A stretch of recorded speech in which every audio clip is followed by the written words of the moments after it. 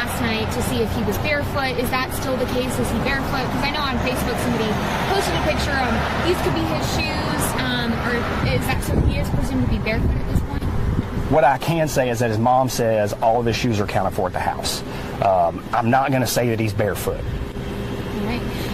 Allegedly! Hello everyone and welcome back to my channel. This is Lady Freedom here coming at you with another raw narrative. Here's a brief disclaimer for tonight's show. Let's watch. That's ignorant!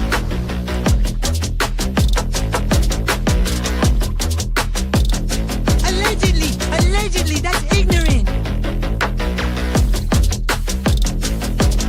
Ignorant.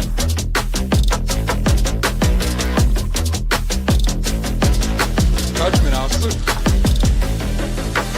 Zoe, you read my thoughts. You've got the shinin. You mean shining? Shh, you wanna get sued? Judgment, Arthur. You just use that shin of yours to call me and I'll come a-running. But don't be reading my mind between 4 and 5. That's Willie's time. Hey, yo, father. I love him when he does that.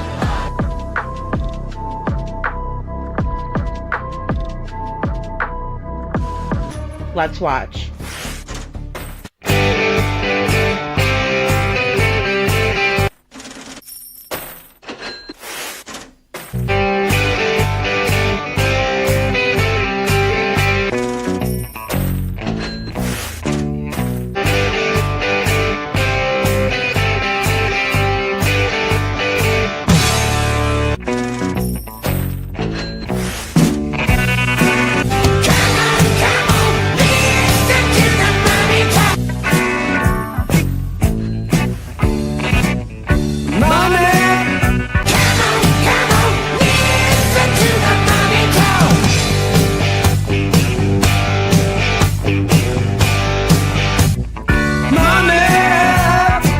Don't get me back to good bullshit.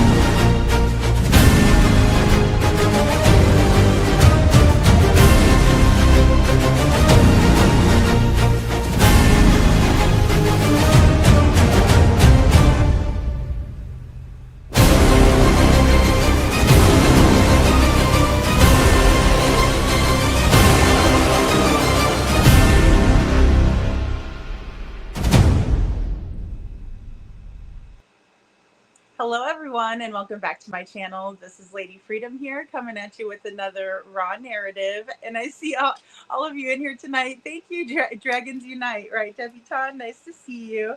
I saw Lori, Connie S, Astrology for Mystics with Jen. Good to see you. I saw Busy Mama, Lady for Justice, Adam Forever 21, Trishy. Good to see all of you guys coming in.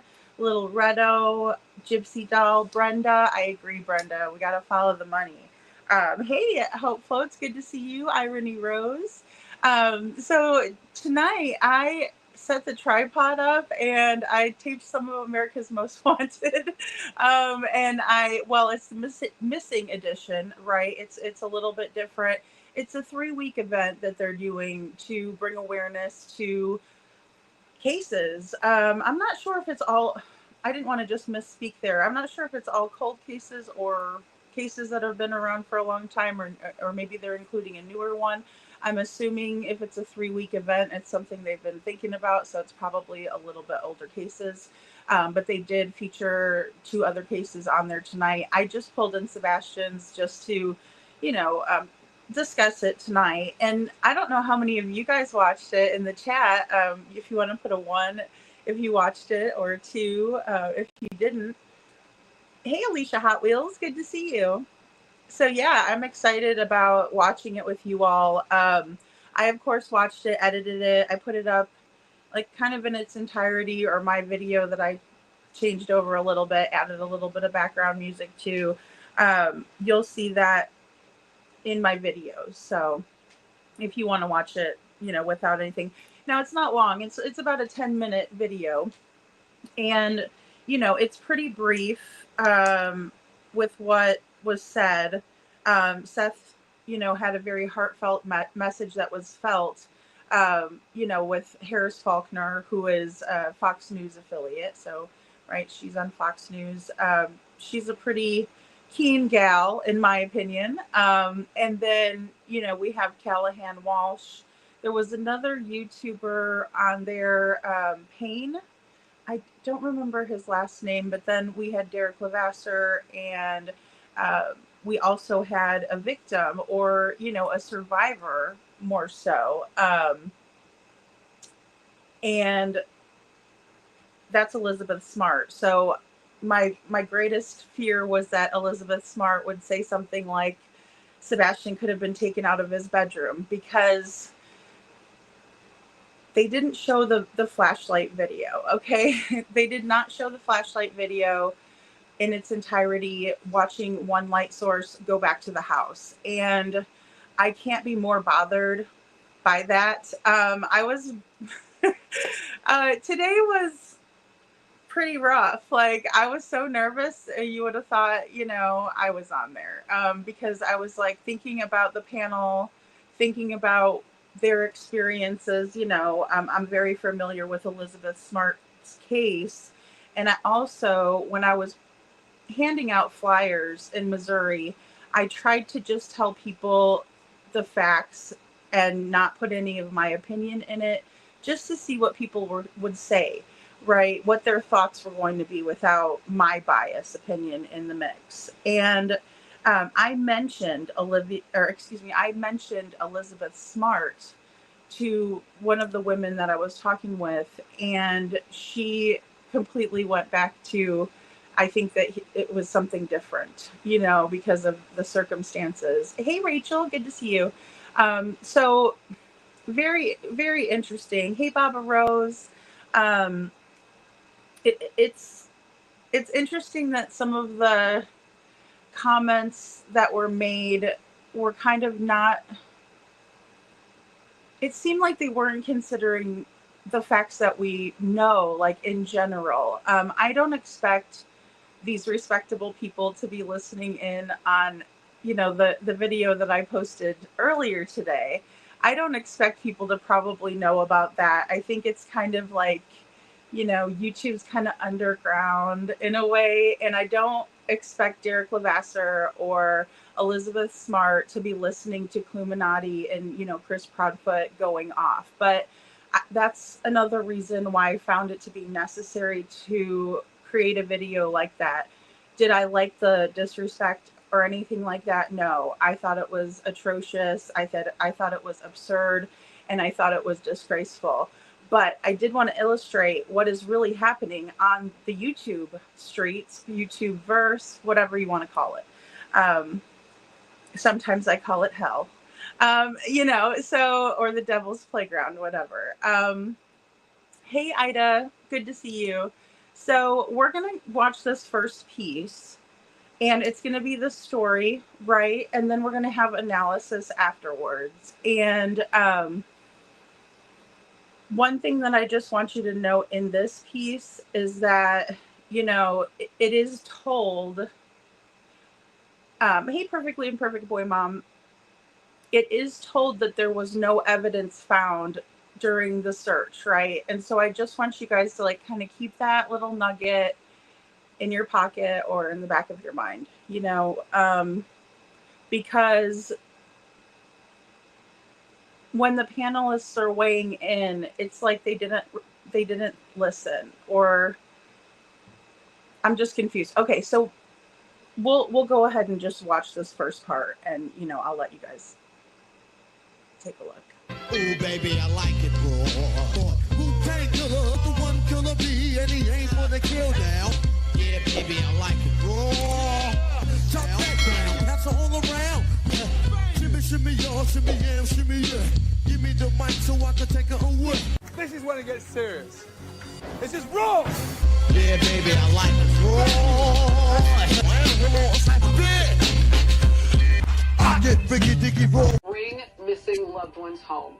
Every person you'll see on this screen tonight has someone waiting for them. A parent, a child, a friend, a community that refuses to give up, and neither will we. We've assembled a team of experts who dedicated their lives to solving cases and helping others. Derek Levasseur, you may know him from Big Brother, but he also has worked undercover with the FBI, DEA, and Secret Service. Elizabeth Smart, a survivor and advocate, whose abduction recovery was made possible through America's Most Wanted. Payne Lindsay, whose investigative true crime podcast, Up and Vanish, has brought cold cases back into the national spotlight. And tonight's special guest, Callahan Walsh, a familiar face to America's Most Wanted. Callahan does incredible work with the National Center for Missing and Exploited Children. Thank you so very much, everyone, for joining us. Let's get to our first case now. A missing child, Sebastian Rogers. On February 25th, 2024, Sebastian's mother said goodnight to her 15-year-old son. The next morning, Sebastian was gone. I didn't receive you out. Video right now. Really long hair, like my guy's butt. My hair's right down. I was going to be wearing a black sweatshirt, black sweatpants. You know, no doubt about it. Sebastian is tall and skinny, has a contagious smile, loves video games, loves cats. Boundless amounts of energy. Sebastian reminds me of a deer prancing through the woods, you know, enjoying the smell, the breeze, new things. That's my son. February 25th, the day before Sebastian went missing, Chris was in Memphis at work. So Sebastian and I went to Texas Roadhouse. After dinner, right around 9 o'clock, he laid down. I heard a noise in his room. I said, I don't care what you're doing, but you gotta knock it off and you gotta go to bed. And he answered, you know, yes ma'am. I said, okay. And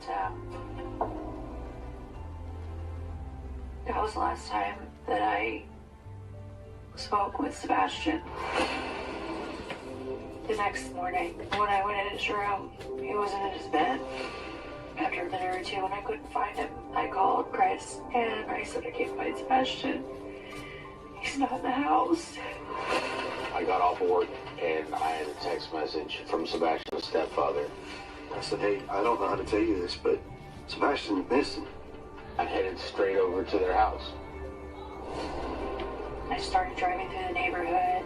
I was panicking. I was looking everywhere, like, where is he? What happened? Did he go with someone? Did someone take him? By the time I pulled into the school, Christopher was already telling me to turn around because the authorities were on their way. They used helicopters, they used drones, they used ATVs, horseback. An extensive search didn't yield one significant lead or even a glimpse of the boy on any doorbell cam video. Days later, investigators called through a landfill, still saying they had found nothing. We have nothing. We just have speculations. We get criticized, the father gets criticized, law enforcement's been criticized. Online sleuths are really analyzing videos and creating their own theories. Sebastian is putting something in his pocket. Surveillance footage from a neighbor shows two people outside of Sebastian's house that night. Something happened. Tonight marks 1 year since Sebastian Rogers disappeared near Beach High School in Sumner County. My life is not the same without my son. He's not here He's somewhere. Someone has him. This year has been the worst nightmare I could have imagined to come alive. Just wants whoever has him. Just give him back. It's my son.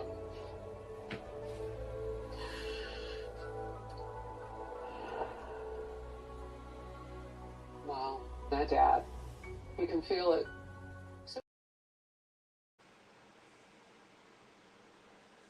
Okay, guys. So, there you have it. That was the entire interview, right? And then there's going to be some commentary. Oops, I made you guys really, really big for some reason. Okay, there we go.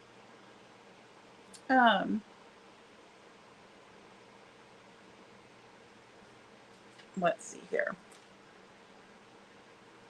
So in the beginning, they played the dispatch call from that morning, right? And they give Sebastian's description. And then they go into, the whole spiel of like, video games and cats, right? And then they go into Seth saying, he would describe Sebastian like he was prancing through the woods, like a deer prancing through the woods, just kind of not a care in the world, just having the best time exploring and things like that. I mean, it's just a stark difference. Because, there's only so many times you could really say, he likes video games and cats, geez. So my heart just goes out to Seth. Then it goes into Katie saying that after a minute or two of looking for Sebastian, she called Chris, right? And we've heard this story before. It's been 1 minute flat. It's been 3 minutes. And then now it's like 1 and 2 minutes, right? Minute or two. She calls Chris but not 911. I just want to remind everybody that she didn't call 911. She called her husband, Chris, who was working in Memphis at the time. So what's the point in calling him? Because what is he going to do from 3.5 hours away? And then Seth gets a text at work, right? He gets off of work and he goes to his car, or he's able to have back access of his phone because he's not allowed to have the phone at work, allegedly. And he sees a text message from Chris saying that Sebastian is missing. And then it kind of goes into, Stepfoot. And he says that, I don't know how to tell you this. And that's not what he said. And we all know that. I wanted to come live and discuss, but I will pull some clips and we'll do some comparisons with the interviews because, that's not what he said. And, what he did say, allegedly, according to Seth, at the house when when Proudfoot arrived to the house, he allegedly asked Seth, what if this goes south? It's been alleged that, Kathy Bowersox and Chris and Katie and, everybody, Katie was said to be crying, by Seth. So I will say that. But everybody else was talking about vacations and jewelry and, what's Chris going to buy me and, that kind of thing. So there's that. And then Katie said, quote, "Did someone take him?" End quote. Right? So Katie says, "Did someone take him?" That's what she was thinking. But that's not what she told the news a year in, right? Just a couple of months ago now, she didn't say that to the other news station. She said something quite different, actually. So we'll pull that in too, because she told them that she thinks that he walked out of the house. But somebody walked back with the light source, and that's one thing that I really wish that the panel was able to see the entire video, because it seems like there was a piece missing. And that's really alarming to me. It just seems like there was a piece missing. I want to see what you guys think. So I'm just going to go up and chat. Sorry, there we go. Thanks, Debutan. Thank you. All right, let's see here. I'm just going to go up and see. I see everybody coming in. And welcome in, everyone. Let's see. Hey, Granny Linda. Good to see you. I was disappointed that they didn't show the footage Seth had. Yeah, I was disappointed too that they kind of didn't show like Sebastian's room or anything like that. But I did notice that was going to be one of my next points, so we'll just get right into it. Alicia Hot Wheels, because yeah, I was disappointed too, and I heard that Chris and Katie were going to like Airbnbs, right? And they said something about partying or whatever. I don't care about that part. But what I do care about is the fact that they're going to an Airbnb to take an interview, but they won't allow America's Most Wanted into the house that Sebastian went missing from. You know, we're going to hear the commentary later, but I do have to debunk something really quickly because I don't think that that is how Elizabeth Smart's parents reacted to her disappearance. As a matter of fact, I remember there being cops everywhere. I mean, the joint was crawling with cops. It was like, you know, they might as well have, you know, been doing illegal activities. Let's just put it that way. I mean, come on.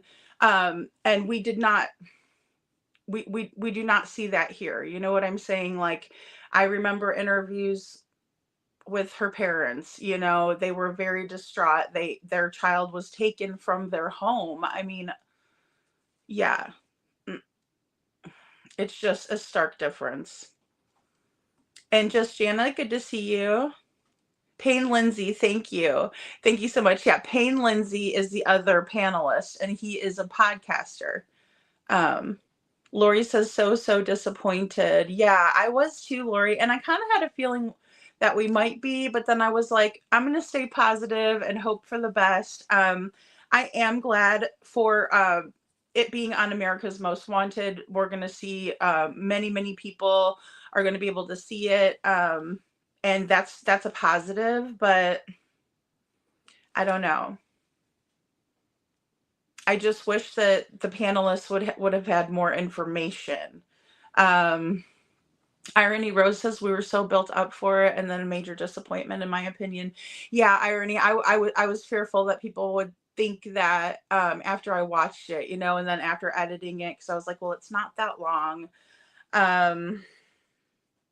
Yeah, it was a disappointment majorly for me as well.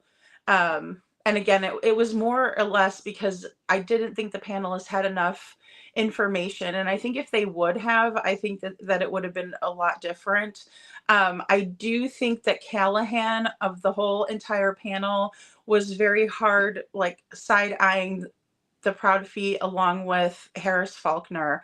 The other three panelists, I believe, were probably swaying more towards like an abduction or a runaway, right? Theory. Now we're all going to theorize. No need to be, you know, angry at anybody, because honestly, I like hearing other people's opinions, even if they're not my own. But I think they would have just been like more. I think they would have had a different opinion if they would have had all the facts. And see, that's where I'm getting like frustrated, or I was frustrated. You know, and so yeah, Debutante says, what a letdown, such a disappointment for Sebastian's case. You know, I'm glad, like I said, the one positive, the good thing is that people that don't usually hear about Sebastian, or even other cases as well, are going to hear about his case. And I think it's a positive in that regard, where it's going to be like everybody's going to see it and people are going to say, who is that kid? And then they're going to see his smile. I wish they would have had more pictures of him in there. Like, you know, every single picture that we have, they should have just did like a big collage. And yeah, because I mean, we have the Texas Roadhouse. I'm trying to think back at the pictures. The cat picture where him and his cat are sitting together, and then there was the one where he's kind of wearing a button-up shirt, right? Very more recent picture, which was a good thing. And then, of course, Texas Roadhouse. But I wish it would have been a little bit... and, you know, they only give them a small amount of time as well, I think, you know, because that clip was 5 minutes. And I even, you know, introduced the panel to you guys, you know, or did the intro with the panelists, because I wanted everybody to know who was who. And Gypsy Doll says, I wonder if any of them even have all the facts. I wonder if they do too. Now, I will say, you know, Derek Levasseur, he does, you know, cold cases. He does a couple of different things on YouTube, right? Because he does True Crime Weekly with Stephanie Harlow. And then he was on Big Brother. He also has been on a TV show with Nancy Grace, like recently, and I forget what it's called. So he is and he was also a police officer before. So he's a really smart guy, in my opinion. You know what I mean? I like him. Do I agree with him this time? No. But if he had more facts, I think I could convince him. This is terrible. No, I really do. I think that you know, this other YouTuber I'm not aware of, Elizabeth Smart's a victim. So of course I don't want to like bash her opinion or anything like that, because I can only imagine how she doesn't ever feel safe in her bedroom. Like that would probably be the least safe place, right, that she would be able to think of in her head because of what happened to her. So I don't want to do that at all. I don't want to disparage anyone's opinions, but I will respectfully disagree with the panelists. You know, but we'll get more into that, and you guys are welcome to let me know what you all think, because I mean, it's, you know, different people's points of view. It's really interesting.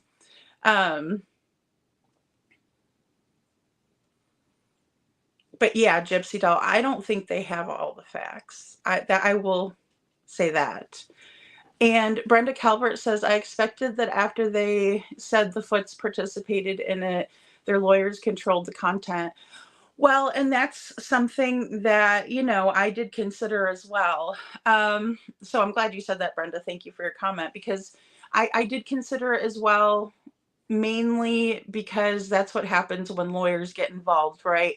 They will tell you, you know, kind of things that you can say.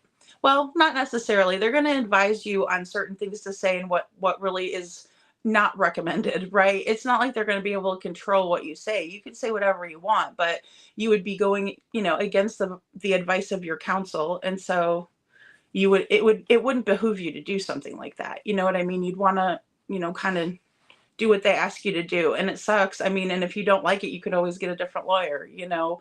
But I think you're right. I think they probably were aware of what they were going to be asked beforehand, and then they probably changed it up accordingly. Alicia Hot Wheels says, I don't think they believe the feet though. No, I don't think so either. I think there was a level of suspicion that I gauged from Callahan, and I could have been off on it. Same thing with Harris Faulkner, because, you know, even after the clip, she's like, wow, you could really feel it from the dad. And you'll see within the analysis, there's these little nuggets where it's like, you can tell that they want to say something, but they can't. So we know that Mr. Proudfoot allegedly likes to go around and threaten people, but maybe this time he decided to put it in writing and put what was going to be said and what was not going to be said, which is a strong possibility, right? Like, we'll do the show, but you're going to have to, you know, not accuse us of foul play.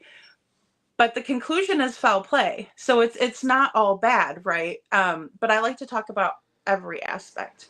And Alicia Hot Wheels, I don't think that they believe the feet. And Ida says they didn't do their homework. Only good thing about America's Most Wanted was showing Sebastian's face. Absolutely. And getting his story out there, right? Just getting it out there. Showing Seth's determination and his love, like that part was so very, very touching and so very, very powerful. So that is another positive, right? Seth is the silver lining there for Sebastian, because people are going to see him and they are going to immediately understand that he needs to find his son, right? It's going to spark people. And then also the billboards, right? So the more places that we can get the billboards, America's Most Wanted, all of these places to share Sebastian's story, the better. Yeah, eyes on Sebastian's case. Exactly. Debutante says, what I'm happy about is more eyes on Sebastian's case, even though it was such a letdown. Yeah, absolutely. And, you know, there is always a silver lining. There really is. Even when it's frustrating, you know, certain things of it. But I do think, like, you know, them coming to the conclusion of foul play is, it says a lot, especially because these people are very versed in, you know, looking into cases. They have a lot of knowledge of a lot of different cases. Again, Derek is a ex-police officer. Fall Y'all says free. I don't know what you're spamming the chat for. Okay. Amy O24 says, saw your video, and when she said she got to school, Chris told her to turn around because the cops were on their way. I said she was the one talking to the cops, but they were on a three-way. Yeah, very good call, Amy O24. I agree. You know, Katie was saying to them that whenever she was, you know, going through the neighborhood, you know, and got to the school, that Chris had let her know to turn back around. But, you know, she's always told us all that she was on a three-way call that entire time. So very, you know, that's very like Chris and Katie, right? Like, I'm not surprised, but like disappointed is a good word. Because I wish people would have looked a little harder at the other, you know, the behind the scenes stuff, you know. And it's really all over the internet stuff. All you have to do is go to true crime, you know, and you'll find it. Alicia Hot Wheel says the BS when KP talked about Sebastian not going barefoot had me literally yelling, my poor neighbors. Yeah, okay, so yes, absolutely. That was another one that I had written down, right? So it's frustrating because we all know that have been following the case for a long time. Okay. I'm going to try to be objective because, like I said, the panelists, I'm just going to disclaimer for the panelists. And, you know, I don't think that they knew what they were doing, right? Because they wouldn't have. No. So we all know, who's been following the case for the longest, right, is that Seth came out and he told Nick Barris very early on that Sebastian had the incident with the fire ants, right? And so he wears shoes all the time. Well, then Katie turns around and Katie says to all of us that Seth's a liar and that that Sebastian will take his socks, you know, or excuse me, wear his socks to take the trash out. So he'll take the trash out in his socks and she'll have to say, dude, you can't wear your socks where your shoes at and things like that. So she said basically that Seth was a liar. But then she turns around and tells America's Most Wanted the fire ant story. Like, I think that Katie has mental health issues. I really do, because only someone who has a strong mental illness, in my opinion, is that delusional that you would do that, right? Or it's very, very vindictive behavior. And either way, it borderlines on psychopathy, in my opinion. Right, for allegedly in the purposes of entertainment, because I'm not a doctor, but I mean, I could probably go find an article right now that would tell you that. Allegedly, in my opinion. Gypsy Doll says, was gone for a second. Oh, spamming. Oh, yeah, somebody was spamming the chat. I don't know. They're idiots.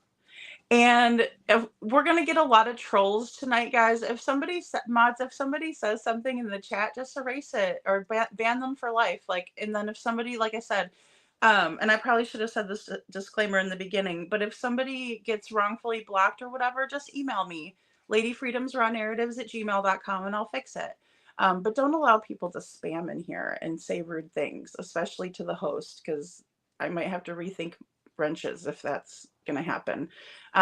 Be nice to people, guys. Everybody's going to have a different opinion than you do. Not everybody's going to see eye to eye. So it's okay to have differences of opinions in here. You all know to be respectful because we're all adults. And Sebastian needs us to represent him in a positive way and not poorly.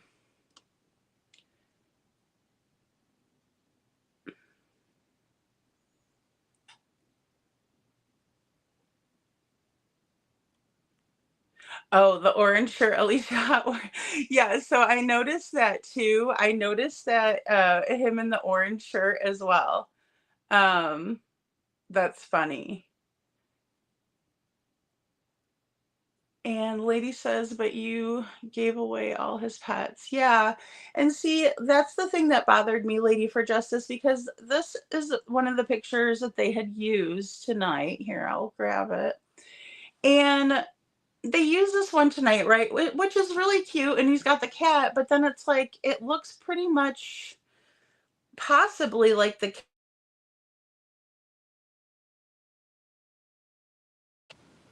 that Chris allegedly took from him. And see, those are the things that we know, you know, like in Smiley Story's interview about all the pets, you know, because they talked about it extensively on her podcast, right? On Smiley Stories World. And Tammy Carr says, hey, lady. Hey, Tammy Carr, good to see you. We have a lot of people coming in tonight, so welcome all to everybody coming in. Hey, Mama Davis. Hey, Michelle. Michelle says, why would you move away from a home your special needs child would recognize as home till he came back or got some kind of closure first? Well, see, that's why I was wondering, Michelle. I don't know if they actually left or if they just rented an Airbnb. Because I heard that, but I didn't know the source, and so I wasn't going to really say that. But that's what I heard, that they didn't do the interview at the house, at their house. And then somebody said they rented an Airbnb. So, you know, I don't know specifically.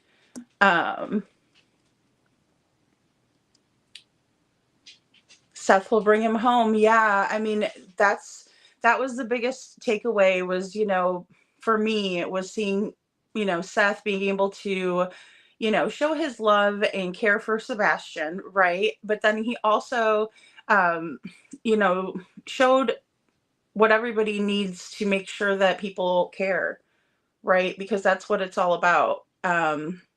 Deception Detective was going over that, and I can't agree more. Yeah. Yeah, Alicia Hot Wheels says that's not even their house. Is that MAMPA Mama? Oh, maybe Mama and Papa's Coward Sex. That they filmed in. I don't know.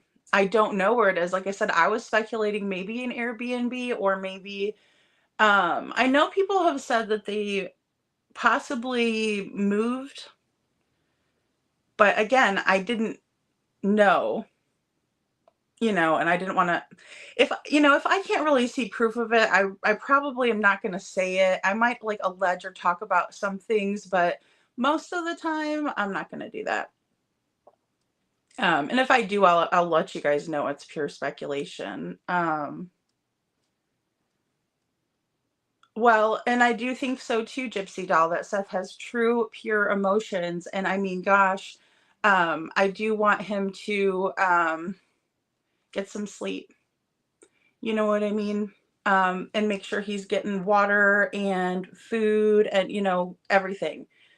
Staying healthy. Hey, show poodles, because, you know, it's been a long road and, you know, he's still fighting.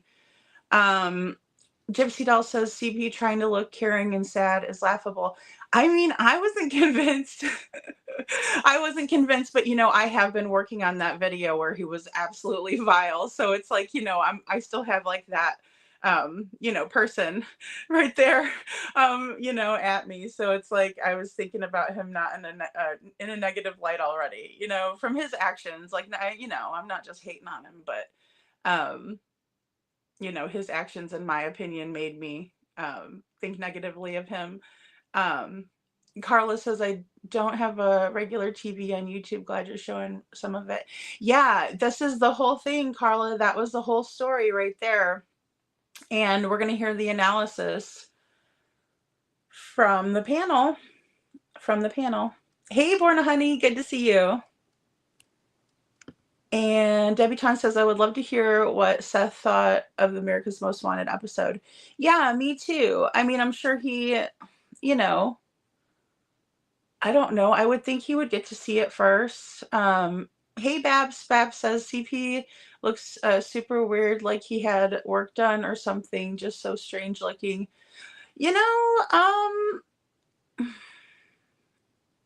His appearance does look kind of different every time we see him, right? It's a little bit strange. It gives me Scott Peterson vibes. It just does.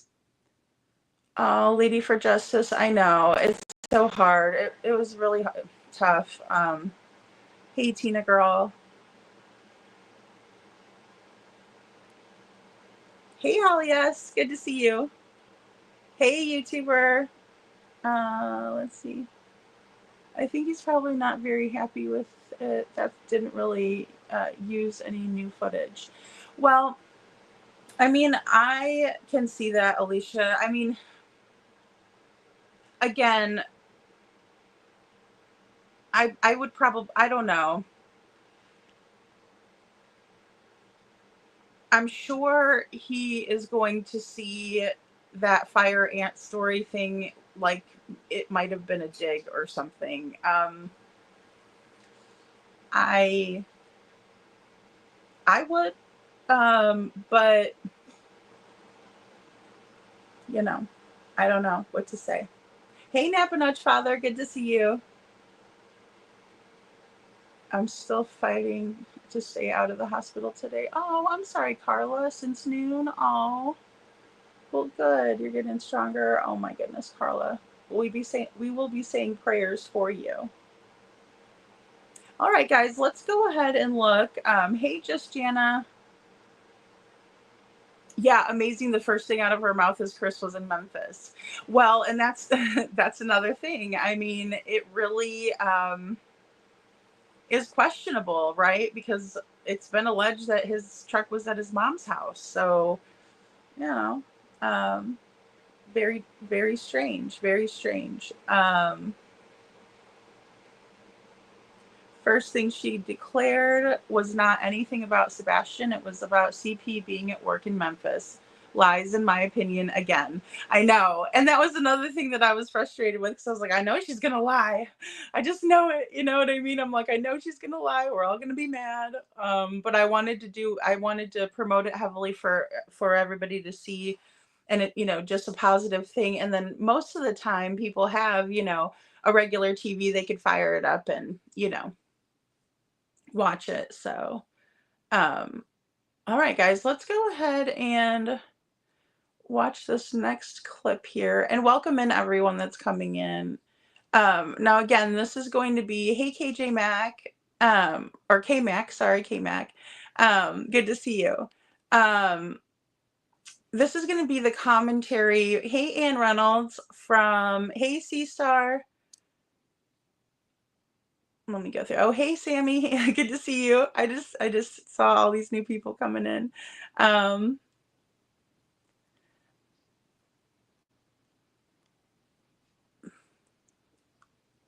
Make sure here. Hey, C. Taylor. Good to see you. C. Taylor and Kim. Vic, good to see you.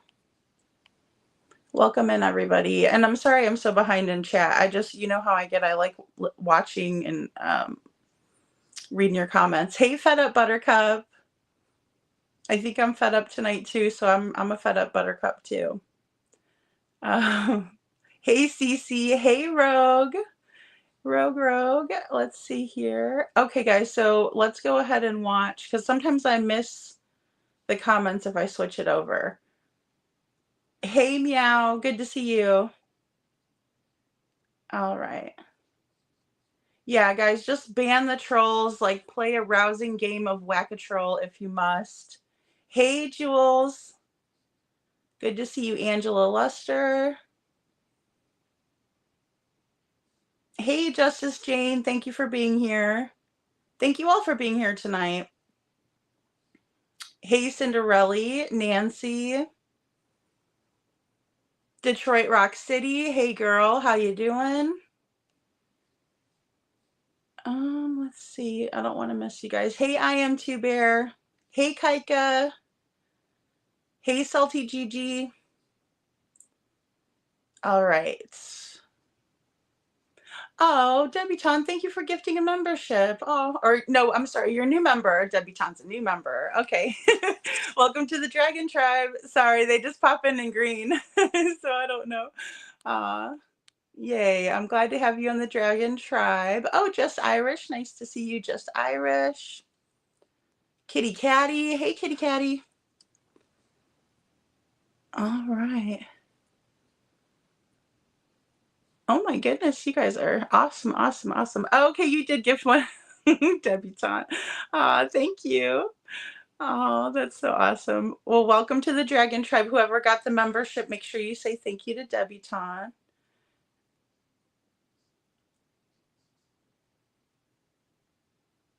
And I know we're about to have a lot of trolls in here, but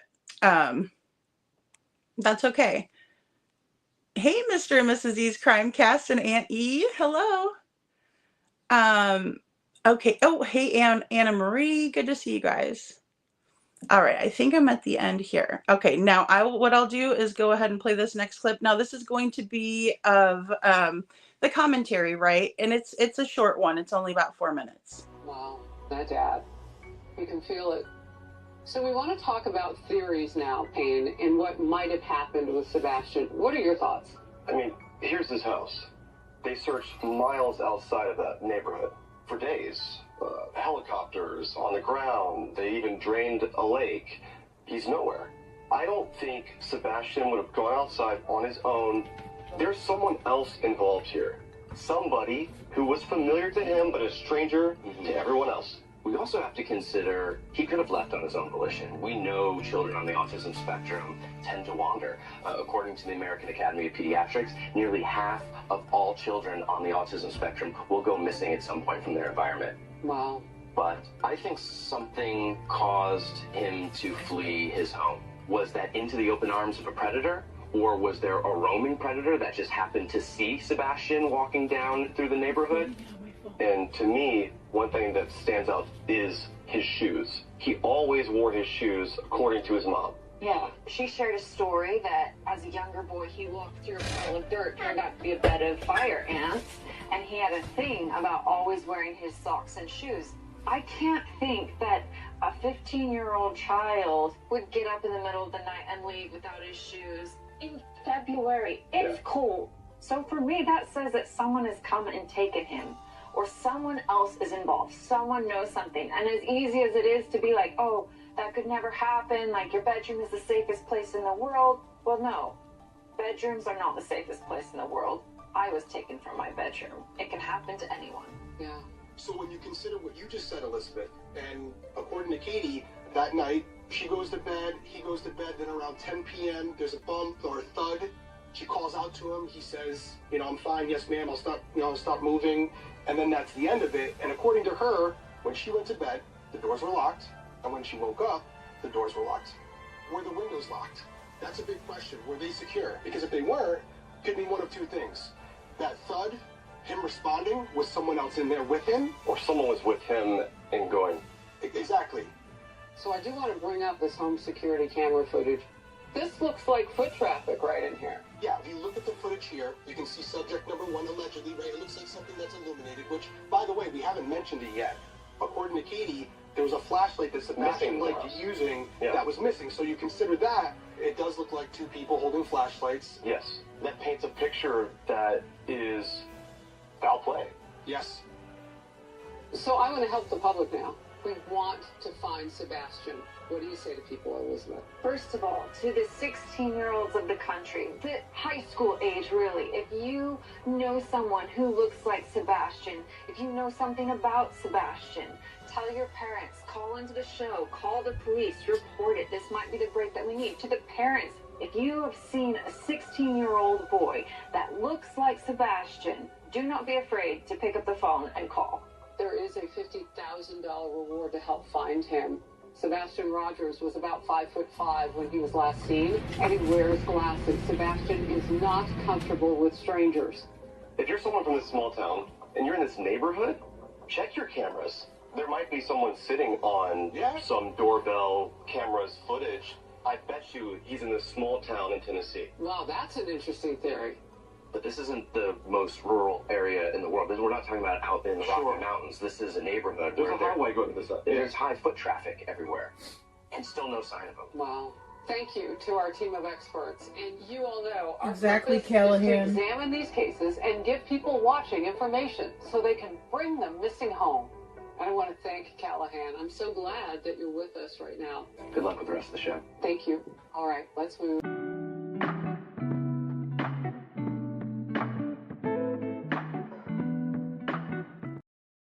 Okay, guys, that was just the ending like outro that I did for the one I posted.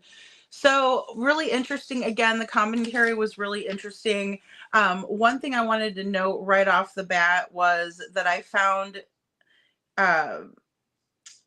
let's see, to be really interesting here, that they all came to the conclusion of foul play, right? I found that to be super interesting. So that's kind of what the general consensus was after everyone considered what they had, just witnessed or, considered their research and their facts.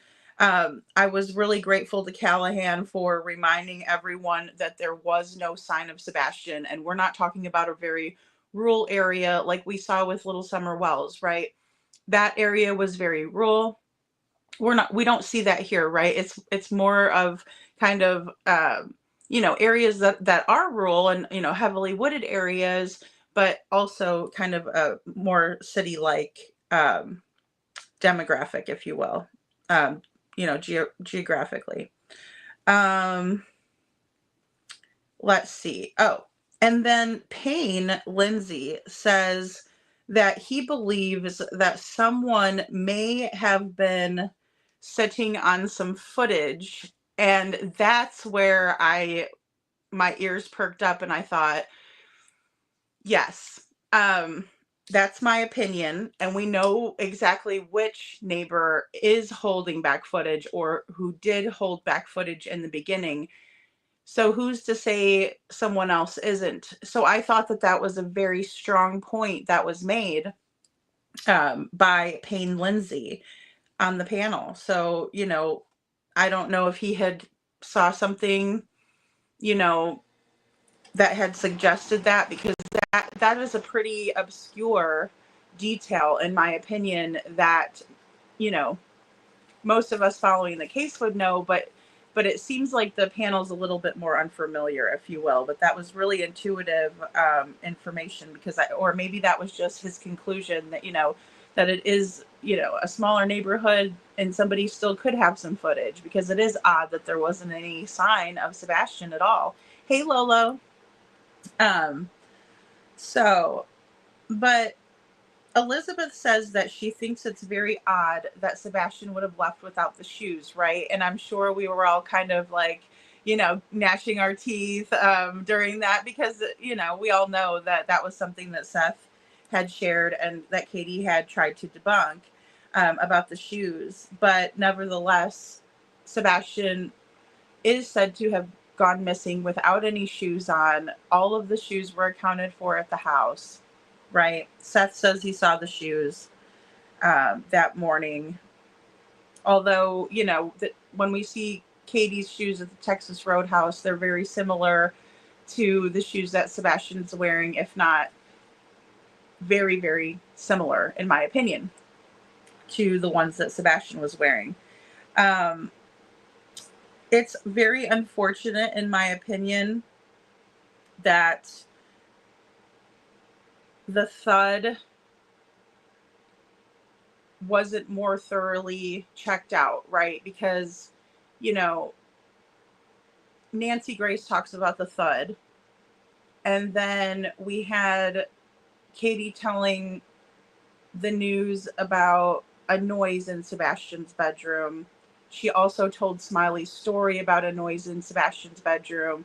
And then she also tells, you know, Nancy Grace that it was a thud, right? So very interesting. And that is one piece that really could have been kind of found out if he went back and listened to some of the interviews. And so I thought that was a missed opportunity to kind of discuss what the thud could have been. Because it did start out as a noise and then it kind of matured to the thud. Jennifer Coffindaffer may have been a good resource to look at her videos because she's talked about that too. And I understand that maybe a person who, you know, has been in a police background probably doesn't watch a lot of us smaller YouTubers that don't have experience in true crime, you know, and I understand that. So watching someone like Jacob, you could really, you know, figure out quickly what's gone on in the case, you know, and what's been alleged and, you know, what's been stated. She talks a lot about the thud and how, you know, in her opinion, it graduating from, you know, messing around in his room to a noise to a thud, you know, those are all very different noises, right? Because I could hear a noise in the bedroom right now and it would just be, you know, someone shifting in the bed or, you know, whatever it is. But it's a little bit different when you hear a thump or a thud or a, you know, a singular noise. Well, what kind of noise was it? Like Nancy Grace asks, well, what kind of noise was it? Well, it was just a thud, Katie says, right? Just a thud. Just a thud. You know, and she changed what Sebastian said too. You know, sometimes she'll say he didn't say anything, you know, sometimes she'll say that he said, no, ma'am. And, you know, sometimes she said, no, ma'am, go to bed. As in Sebastian telling Katie to go to bed. Right. And we all know this because we've been following it, you know.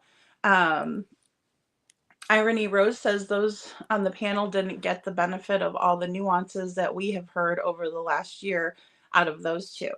I agree. They couldn't have, because if they could have heard Chris and Katie's own words saying this, it would have made a lot of sense. If they could have heard Seth say, like he did on It's a Criming Shame, that Chris approached him after Sebastian went missing and said, what if this goes south? And what if Sebastian is no longer with us? You know, Kaika says, don't forget. And then another very strange, I think it's strange, because the entire footage is out there, right, from Nick Barris when he first got this footage and of the flashlight video, but it's like cut off, right? Because I'm not sure and I'm not convinced that the panelists didn't see the light source go back to the house, or that would have been mentioned, right? Am I wrong? Rogue says, in my opinion, CP's mind is in the gutter. Big time. Big time. I mean, yeah, some of the things that were said were just awful. And I hated having to play it over, but I think it needs to be heard. So, who cut off the footage? How come there was no footage that depicted what we all saw? Do we just get like Men in Blacked? I mean, seriously. Because I'm feeling like I'm gonna have to, you know, get us some like tinfoil hats that like look like a dragon or something. We wear them. That way we could look extra silly when we, you know, sit here and do all conspiracies and everything. But where's the rest of the footage? Hey, Mama Cedar Street, where's the rest of the footage? I'm a bit perplexed, you know? Mama Cedar Street says Ellie has enough to bring them in on child abuse and neglect, and Edgar and his terrorist threats. Tennessee, y'all need to do better. Yeah. I mean, they are terroristic, in my opinion, Mama Cedar Street. Like, what do we do? What are we doing? What are any of us doing? Because we just got Men in Blacked.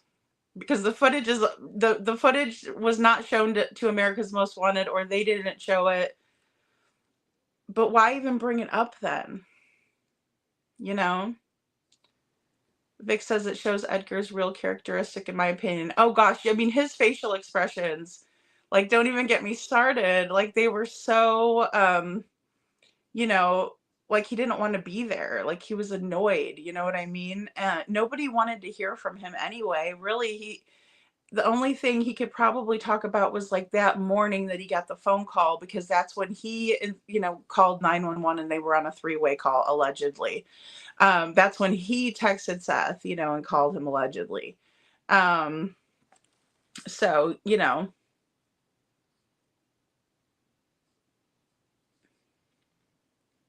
And Salty Gigi says it's because they only have so much time and so many missing children. Each case only got like 10 minutes. Yeah. Oh, definitely.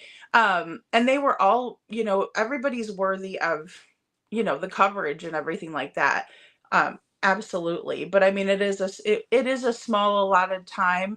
But yeah, I mean, I think it's good though. Sebastian went first, you know, which is a good thing. And it's just going to catch a lot of people that just don't watch YouTube, you know, and that's their entertainment. They can't wait for, you know, America's Most Wanted to come on. You know, that's the thing. They showed an episode right afterwards of America's Most Wanted, and it was like, you know, a premiere. So definitely a big night for America's Most Wanted, and a lot of people were probably watching, right? Lil Jon was on right afterwards with John Walsh. Now, John Walsh wasn't, Trishy, thank you.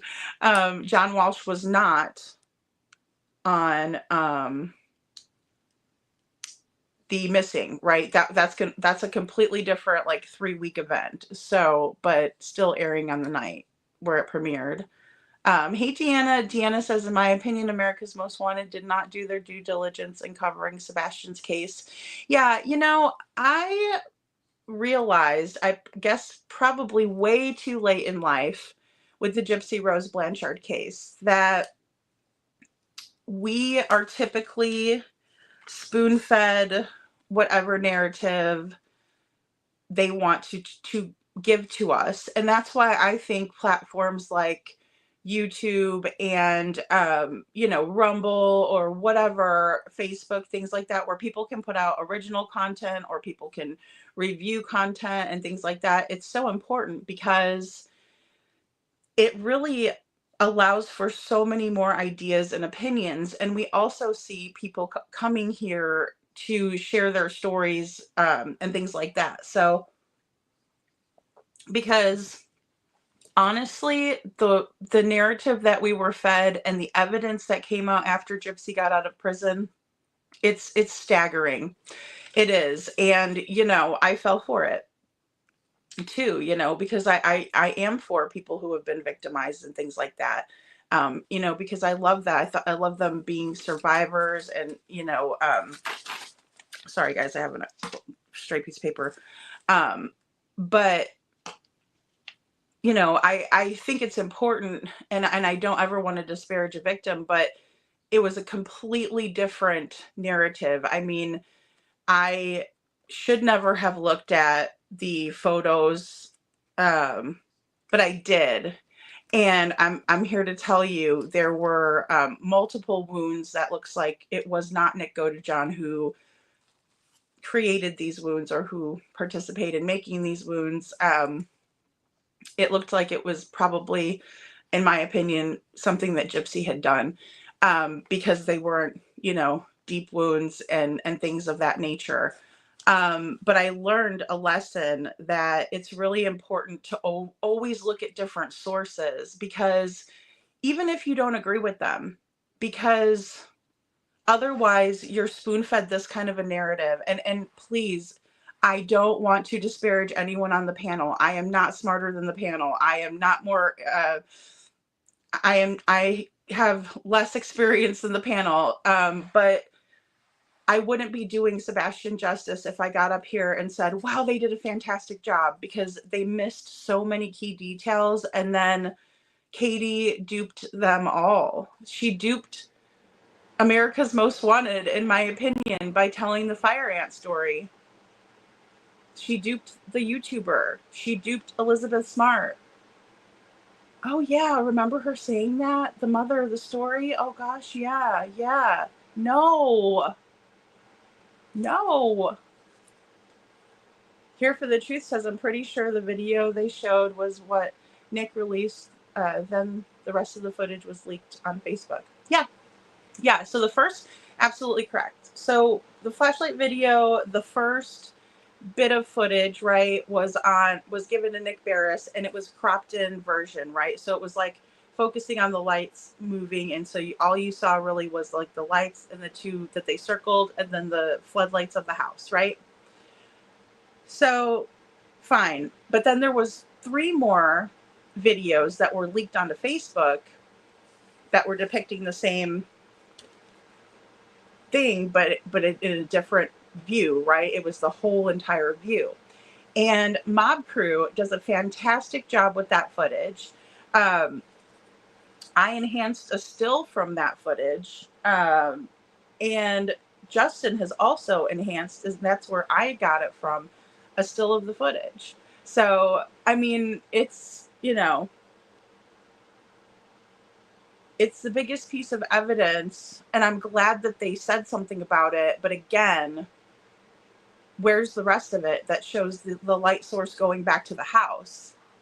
And why does no one else know about that? And why had they not ever looked at the lights video? You know what I mean? It's like it's been disregarded from the beginning, but it went into Sebastian's file, and even Chief Critic said it was going into Sebastian's file. So it's crazy. The keychain flashlight, duped again by the Proud Feet. Katie said he took a flashlight with him. Yeah, but it was a keychain flashlight. And that they told Duchess that it was a keychain flashlight that you get from a vendor table that has advertising on it. That, that they're just little takeaways. That little light would not have made the type of light that we're seeing in the flashlight video, allegedly, in my opinion, but I would give my last penny for it. If I had only one little penny left in my pocket, that's how I feel. I would bet that I would give that last little penny that it's just a little keychain flashlight, and it's got a little button on it, and you push the button, it doesn't even stay on. It's a cheap little flashlight. Chris even said it was a cheap little flashlight. Who went back to the house? Who went back to the house, and why are they convincing America's Most Wanted that Sebastian could have been the one in the lights video? Because that's what it sounds like to me. It sounds like they're trying to say that Sebastian was abducted in the lights video. So who cut the video and gave it to America's Most Wanted? Did Chris and Katie get ahead of the game and decide to cut it out and only show them that much, or what? Because I'm pretty sure Katie gave the picture of the cat. I'm just speculating. I'm just wondering. Because it's weird. They're not going to Men in Black me, though. Let's see. Seth said in the interview, and I forgot to mention this too, that someone has Sebastian in his opinion, and he was pleading for him to be returned, right? And of course, I think Seth has gone over and over and over all of this stuff, with us. Hey, James Coover. James says, and of course, the first words that come out of her mouth was that CP was at work. Like, I don't think so, in my opinion, or believe.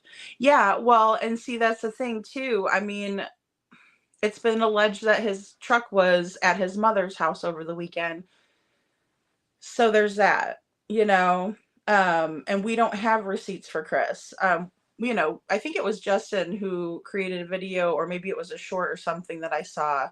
And, he was going over that. He was like, look, we know where Seth was. We know where Katie was, but where was Chris? And it's a good question. Hey, keep up the chatter. Good to see you. Michelle says, hard to say if the loud thud that wasn't checked on was when Sebastian actually so-called disappeared. Yeah, it is hard, but we know that there was no video footage of him leaving his bedroom window. He couldn't have left at 10 o'clock because Katie was in the living room, and she is the one that said that he answered her back.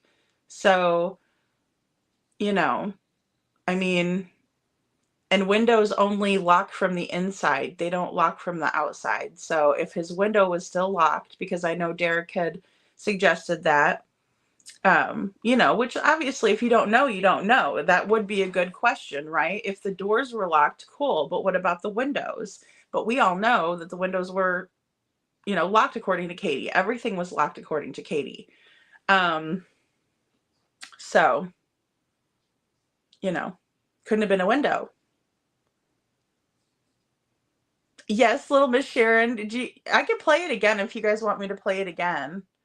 I'm not too far behind in chat right now. Gypsy Doll says he is so gross talking about a field of eggplants must be his dream. Gypsy Doll must be his dream. Well, I went pretty hard back on Chris for a lot of that, with the memes and stuff like that. But, I don't feel bad because it's like, that was so rude of him. Like, that's so rude. And he's so vile. And I don't know how he gets away with it. I would honestly, I don't know. I would be screaming to high heaven. I would never allow for him to ever act like that. Like, he should never be allowed to act like that. And then go up there minding his P's and Q's, all nice on America's Most Wanted. Ugh. No way. Oh, thank you for hitting that like button. Keep up the chatter. Jill Gideon says, KP even said all of their shoes have been accounted for. Yeah, and so did Seth. Seth looked over by the door and he saw Sebastian's shoes, or what appeared to be Sebastian's shoes, at the door, because he had just bought him a new pair of boots as well. So yeah, absolutely. But then, Eric Craddock, and I have it in my intro every night that we were up here, he says, his mom says all of his shoes are accounted for at the house, but I'm not going to say that he's barefoot. Right. And that was very early on. That was a clip from, February 27th. Right. So they were interviewing Eric Craddock about the shoes, and he's just like, I'm not going to say he's barefoot. I don't know. I don't think he is, well, he didn't even say, I don't think he is. I don't want to misquote him. He just says, I'm not going to say he's barefoot. But all of his shoes have been accounted for at the house, according to his mother. Robini says, why didn't they show Sebastian's room like they said? Yeah, I think they probably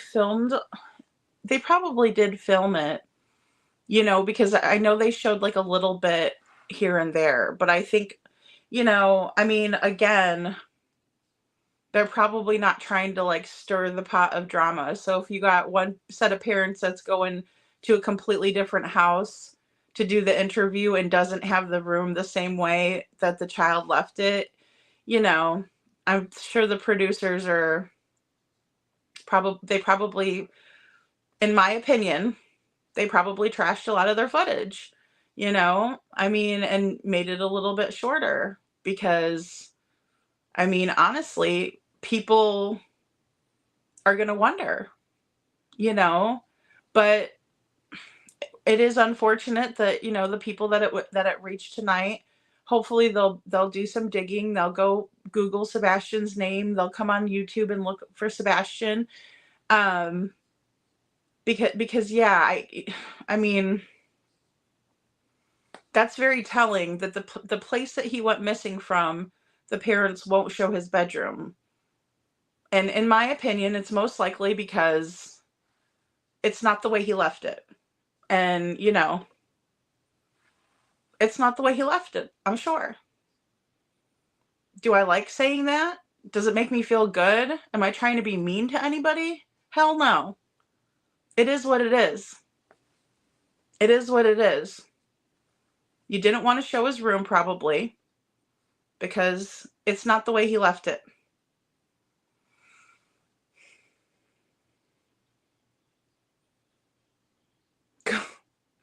I wonder about him. I wonder about him, Kaika. I wonder. Makes me wonder.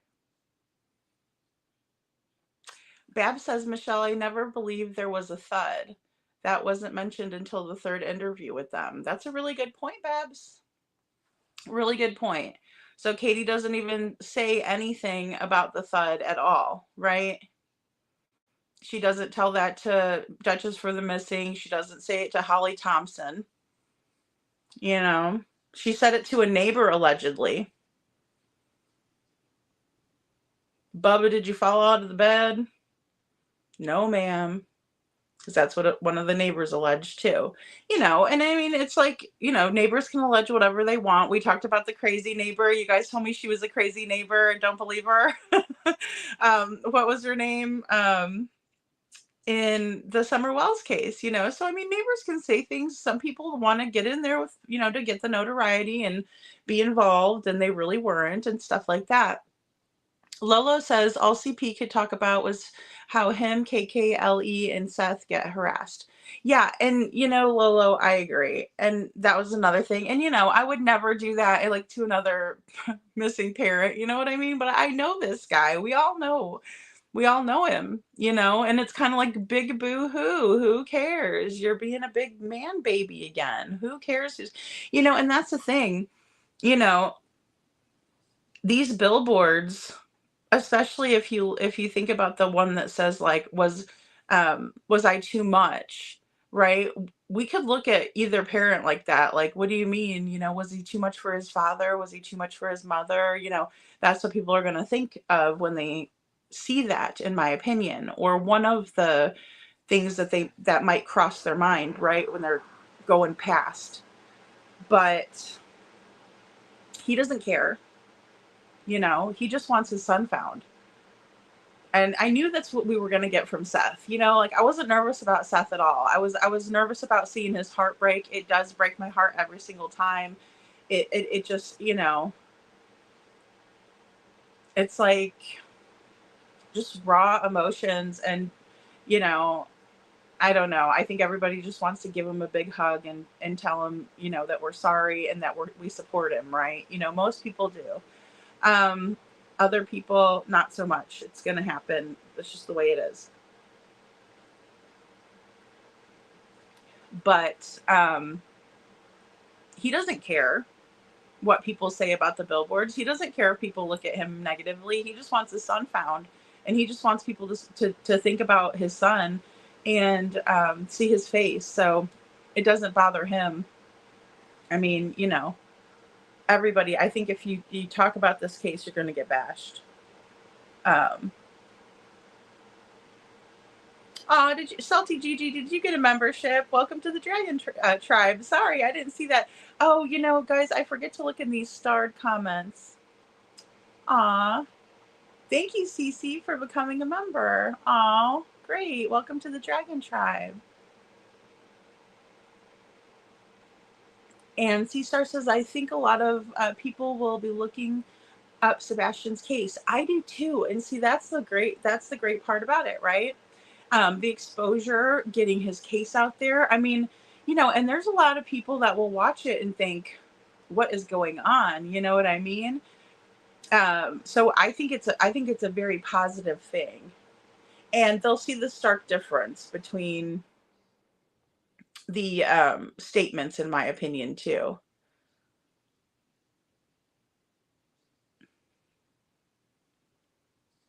Aw, it's okay, Rogue. I'm sorry you're having a bad day. We all have those days, though. Trust me. I was like a nutcase today. I was like, oh my gosh, what are they gonna say on here? What are we gonna talk about tonight? I was nervous. You know, I'm hoping they know all this stuff, but since it was to just get his name out there, uh, they aren't going to go through it all. I was stunned the 3 a.m. car wasn't talked about. I know, and I can't believe the flashlights here for the truth. Oh my gosh. I was so frustrated with that. I was like, why? The flashlights and the rest of the footage, there was a bunch of stuff that was really, really unnerving. Um, and Jill says Robbie and ECP and KP didn't allow filming in their home. No, yeah, they didn't. They went someplace else. Oh, Fed Up Buttercup says Seb's room not sent. Yeah, well, and like I said, they might have had to trash some footage or not use it or whatever because, I mean, obviously it looks really weird, in my opinion. For them not to show the house he went missing from and his mom being like, this is the last place my son was. Like, I don't know. You'd want to keep everything exactly how it was left. Vic says Little Miss Sharon, Justin plays the whole thing. Don't be excited to see it, in my opinion. Yeah. It is, it's not, it wasn't, I just felt like they didn't have all the information. I think if they would have had all the information, it would have been a different outcome. Robbie says, I know, but didn't Seth say they filmed his room at his home? Yeah, they did. They filmed his room. They did. But why would they want to see his room where he was not at when he went missing? People are going to want to see the room where he wasn't missing. See what I'm saying? See how that doesn't line up in anybody's mind? It doesn't add up. Right? Because if we think about it, Sebastian went missing out of his room in Sumner County, Hendersonville, Tennessee, the house that his mom lives in. He didn't go missing out of the house that his dad lives in. So them showing footage of Sebastian's room at his dad's is like, why? I mean, I hate to say it. What I have liked to see is like Minecraft toys and stuff, and like his room, his bed made up like he had it and everything. Yeah, of course. But what's the point if we don't see the room at his mom's house where he went missing from? That's what people are really going to want to see. I mean, I would be highly intrigued by this story if I saw it on America's Most Wanted, just as it was tonight, and I would be looking up to see what happened to this young man. And I think a lot of people are. I think that's the positive takeaway from this. I really do. And I Am Two Bear says half of the success of America's Most Wanted was the in-depth details and intense coverage. That was a blip, not non-attention grabber. Yeah, I mean, I can't argue with that. I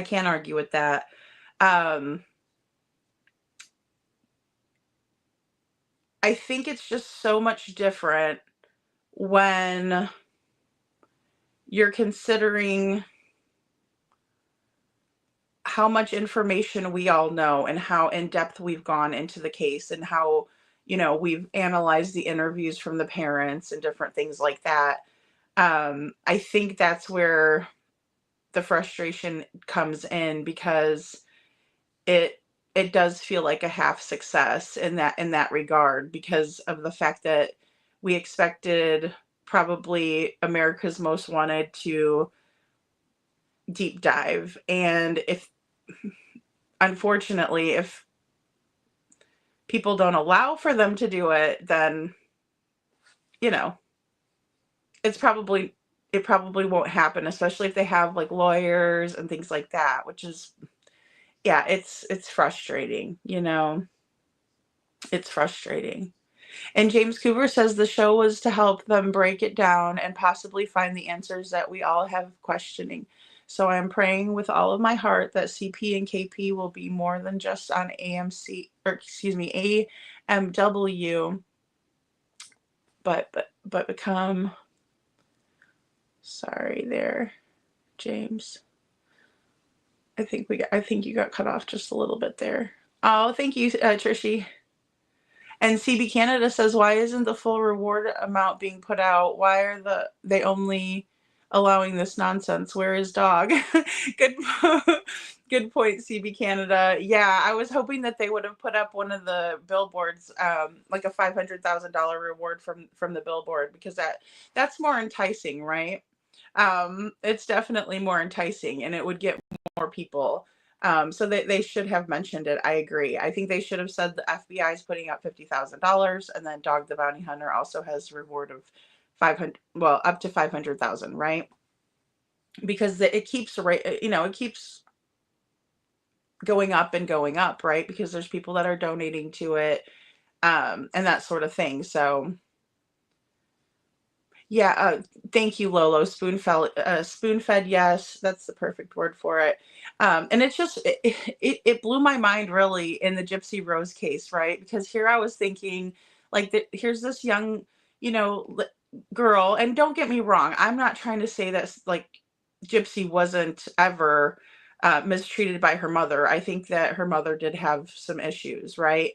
I'm not denying that, but I think that as a result of that, Gypsy had her own set of issues, and they really, took their took a toll on her, and eventually she ended up doing the unthinkable to her own mother. But yeah, they wanted us to believe that she was very innocent and that Nick Godejohn was like the evil one, but then we find out later that that's not the truth at all. So we saw that tonight again, in my opinion, where the general public gets spoon-fed a narrative from the mainstream media. As unfortunate, and I'm not saying they do it I'm not saying they're doing it on purpose or to be purposefully deceptive to the public. I think it's just the story that they're getting as well, right?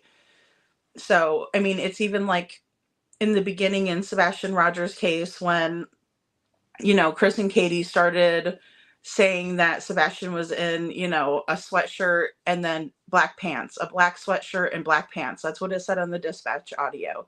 But then they go on Smiley Stories World and they change their story around. And then Chris goes into this long spiel about, 1980s tearaway pants. And then, he goes on Web Sleuths and he calls them 1970s style Adidas pants and, all of this nonsense.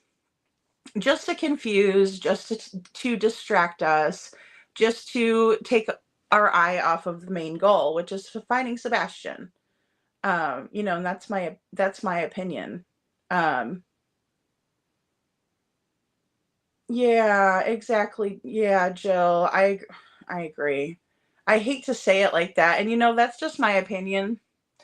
But that's my best guess, is that why show it? Why show it? No point. Really. Lolo says, I agree, YouTubers some more than others, as KK would say. Oh, yeah. Oh, Lolo. Whew. The fact that Katie wanted more exposure on other kids more so than Sebastian, unbelievable.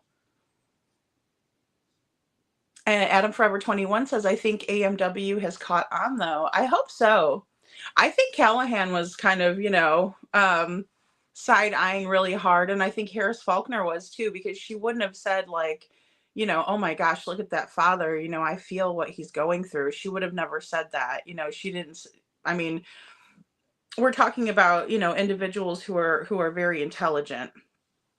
I think they'll catch on very soon, and I think that they're going to have a lot of people telling them, hey, look, you need to check this out, or I get stuff all the time. People will send me a screenshot of something, things like that. So I agree, Adam. Forever 21. It's only a matter of time until they get inundated with, stuff. And Robini says, I realized that, but they asked so much you would think they would know, or they would show it. Yeah, well, and I feel so bad for Seth too, Robini. I can understand where you're coming from, because I know that he, um, you know, showed them that so that way they could use it, right? And I know it was not easy for him, to do that either. So,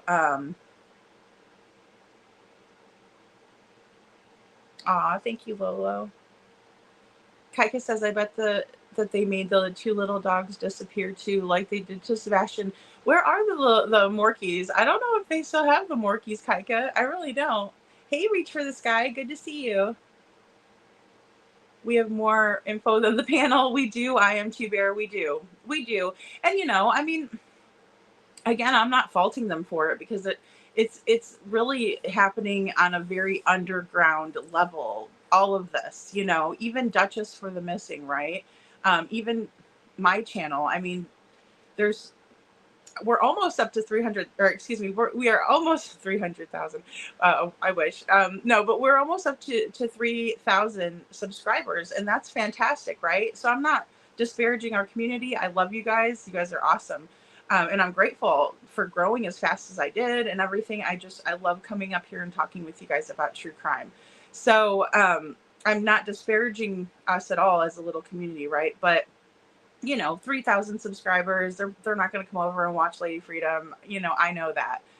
But I think that is probably why they're so heavily misinformed, or not even misinformed, maybe more so that they're unaware. And it's, no shade, no hate. But it's just what it is. Aw, thanks, YouTuber. Rogue says, I want the truth, not little tidbits, tibs and tads. Sorry. Oh, Rogue, let me read that again. I want the truth, not little tibs and tads. And he says, and she says, mainstream media can be just as bad as social media, and that is why I'm very choosy. I only watch one channel, and that's the weather. Rogue, I love you. You're hilarious. I mean, it's true though, right? It's like, I don't want to hear the little, tibs or tabs either. I don't want to hear like he said, she said. I feel like it's a giant game of telephone. And then I also felt like very upset about the fire ant story. And maybe I'm taking it too seriously, but like I was really upset about that. I'm like, I'm thinking to myself, okay, did Katie really say that, or did they mix up Katie and Seth? Because I don't. No offense against either one of them, but it's hard to, Katie's got like reddish brown hair. Seth's got like really dark features. Katie's a woman, Seth is a man. I mean, come on. So I'm just like, what is going on here? Because two people on the panel were sitting there saying that the fire ant story is attributed to Katie Proudfoot. And I don't know about you guys, but I had to tease my hair up a little bit because I think I pulled some of it out earlier. No, I'm just kidding. I didn't. But, I mean, it was just like, really? Really? Hey, A Fatal Paper Cut. A Fatal Paper Cut says every career expert and professional who has looked at this case is entirely convinced CP and KP are guilty of something. Only people who think they are innocent are convinced criminals with YouTube channels. Convicted criminals with YouTube channels. Right, A Fatal Paper Cut. And I agree with that.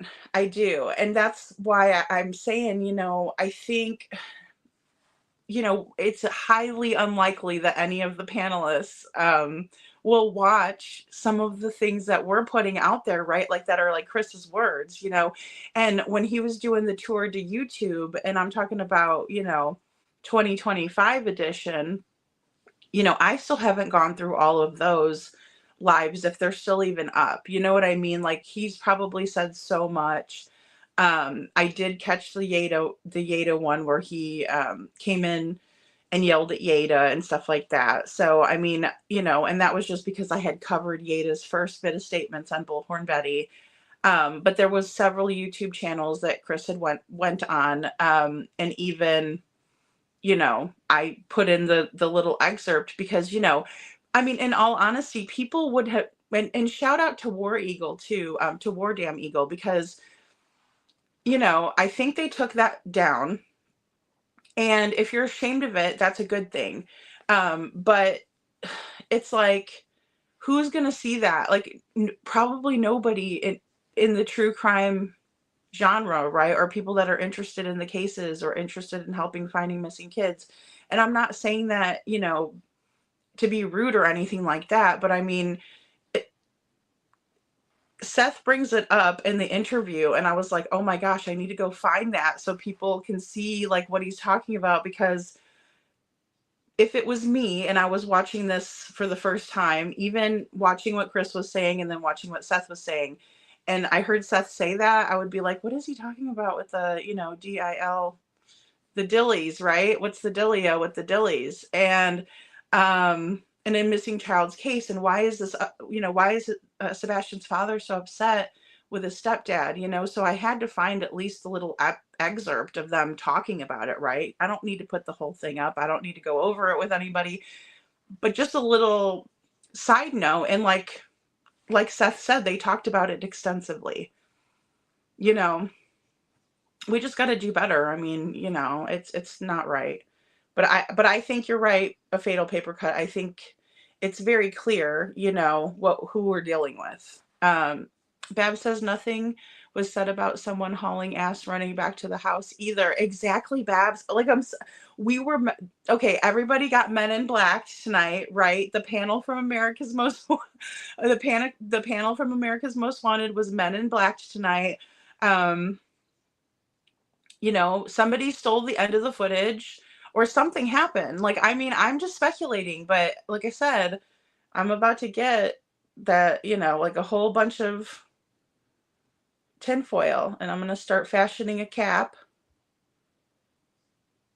And C. Taylor says Sebastian's name and face got out there to more people, particularly to many who do not watch YouTube, and that's the positive takeaway in my opinion. I agree, C. Taylor, absolutely, and thank you. Thank you for reminding us, because it's important to remember that. You know, it's important that Sebastian's face was out there today, his story.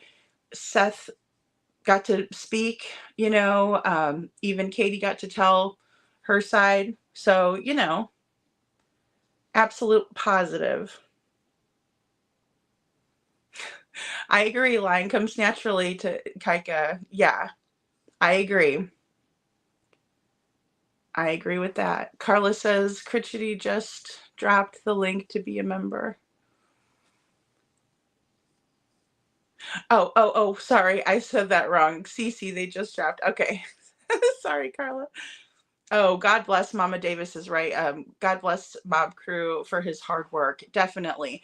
Because it just puts the whole situation into perspective. He does a phenomenal job. I'm very, very grateful that he's able to be, you know, to use his gifts for that, because it's tough to do all those different reenactments and stuff. I wouldn't know the first thing how to do it, you know. And Connie S says, everyone have a great night. Oh, you have a headache, Connie. Oh, get some sleep, girl. Thank you for being here. I hope you feel better. Aw, thanks, Rogue. Yay.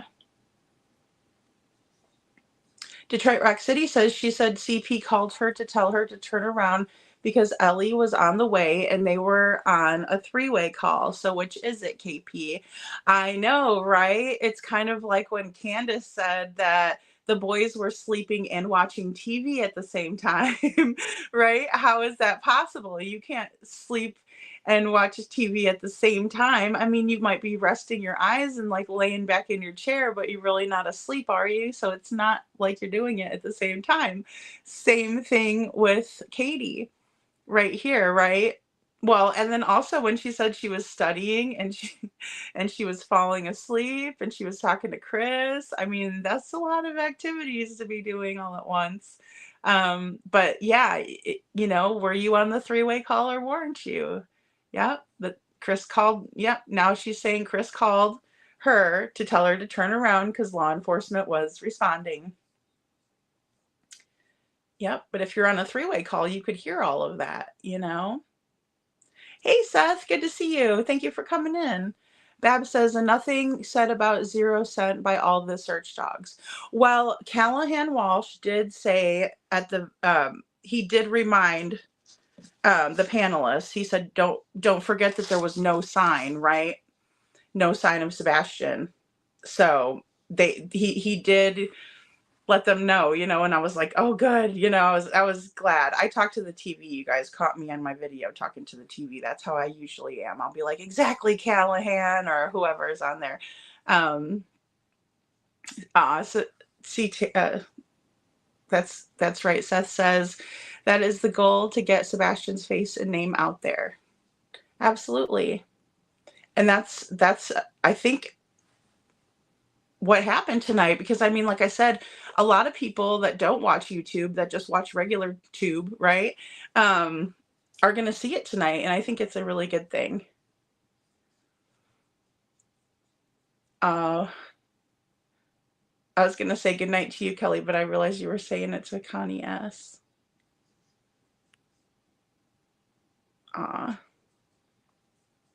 Lady Freedom, I even was tweaking the still video. I can see it clear as day. Oh, in which video, Rogue? Well, Lori, that's true.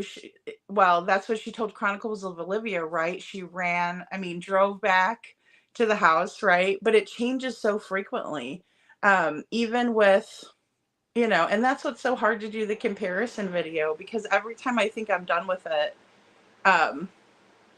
I think of another instance. It's really, really bad. And I want to make sure I get all of them in there, right? Because there's been so many different stories, but it's hard to kind of piece them together, especially because they don't match up. Babs22 says, remember Seth and Sebastian went to gaming forums and shows. They have those little flashlights, notepads, etc. on tables as giveaways.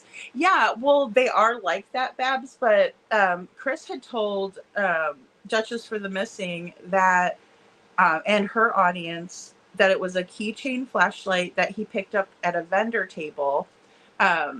So just a little cheap one. It wasn't like a really good one, but you're right.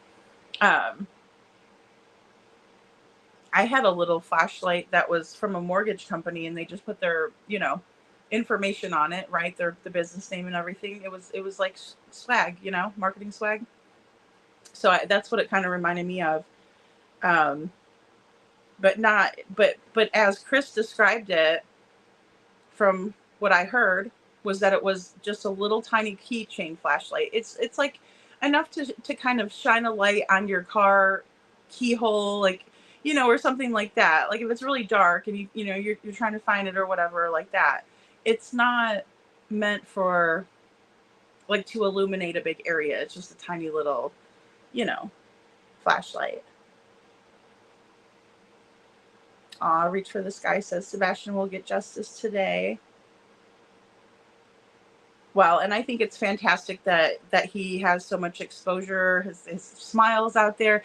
And then, like I said, if I watched America's Most Wanted, like if I just watched this episode the first time, didn't know anything about Sebastian's case, I would absolutely go and find out more about him. I mean, I could just see myself being like, okay, who is this little boy and what is going on? And I'll tell you, just Seth's message, I would have been pulled into Sebastian's story as well from the way that Seth, how he is as a father, how he is as a parent, it would just, it would get my heart. You know what I mean? I just know it would. So I know that it's going to get other people's hearts.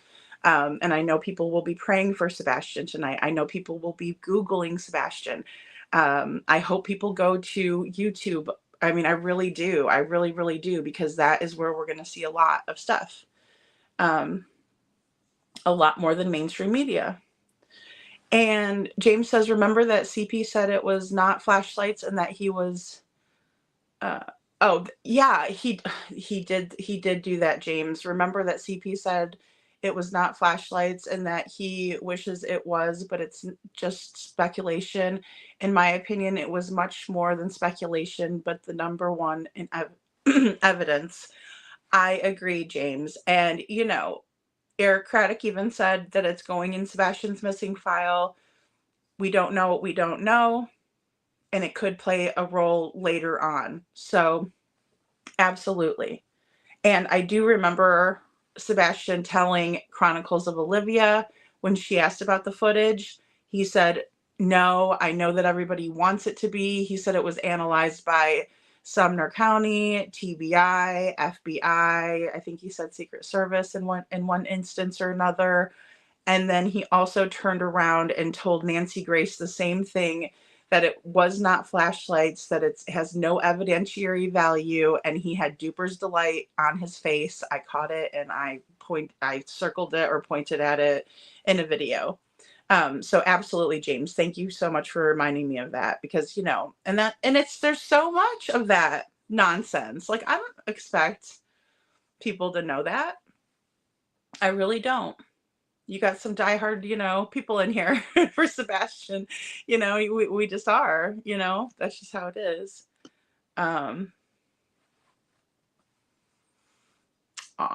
Thank you, Carlos. I'm still praying for you and Sebastian, Seth. Bab says CP is always saying there was no car. Really? I know, exactly. Well, and we know that there was a car because the neighbors allege it, right? I mean, more than one neighbor. Like, okay, if we have a kooky neighbor like we do in the Summer Wells case, and, okay, I get it. We got a kooky neighbor. But to have several, like the whole neighborhood's crazy? No. Nope. Lori, yes. Rogue says that is what I was about to type as well. Seth said it was broken.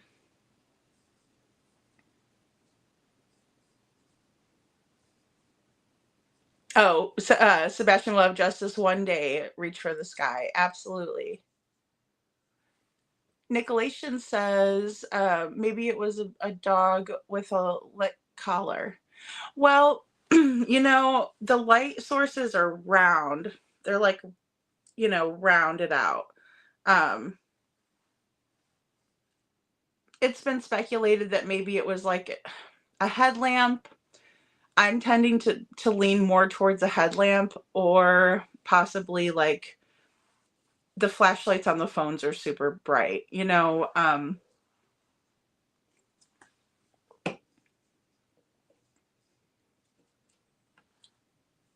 Trishy says, I agree with Seth. Yeah, absolutely. And Baba Rose says, surely America's Most Wanted cannot be this stupid. I know, Baba Rose. I just don't think that they probably only watch the news clips, is my best guess, right? They're like watching the news clips and they, interview the parents. I'm sure it was a red flag that they didn't interview at their house. It had to have been. It just had to have been. Robini says America's Most Wanted didn't even show the part with the car. No, they didn't show they didn't show the end of the video where one of the light source goes back to the house. Yeah, so they showed the Nick Barris footage, and the way we can tell it's Nick Barris's footage is because they circle the light sources to help you follow them. So that's how we know it was Nick's footage, allegedly, in my opinion. But they cut it off at the end. That's why I said we were all Men in Black tonight, because, or they tried to, or they Men in Black to the people at, America's Most Wanted, because the ending of that footage was not there. They would have, I think, in my opinion, they would have mentioned that. They would have said, and then somebody goes back to the house. I mean, I feel like, whoever gave them that video footage didn't give them the whole footage, or they didn't show all of it. I mean, just saying. Fed Up Buttercup says KP to the house. Well, hell, Lori Vallow lies saying Tylee unalive JJ and herself. Yeah. Oh, well, yeah. I mean, look again, look at Gannon's stepmother, Letitia over there. Yeah. Blaming it on Gannon. Hey, Rebecca. Rebecca says it could be that this claptrap is just because of lawyers. Well, and it could very well be. Oh yeah. Because they can hide behind the lawyers and things like that. That's for sure. They can definitely do that. Um, and the lawyers are going to say these are the questions that are to be asked, asked, nothing more, which leaves them at a dead end, and yeah, I mean, I'd like to know what happened to the rest of the footage from the flashlight video. I'm a little sick of that footage being like portrayed in a weird way when all it is the footage. I mean, there's clearly two light sources that go back to the house. Or excuse me, there's clearly two light sources, and one of the light sources clearly goes back to the house. Where was that piece on America's Most Wanted? I'm about to throw a shit fit myself. I want to know where it is, damn it.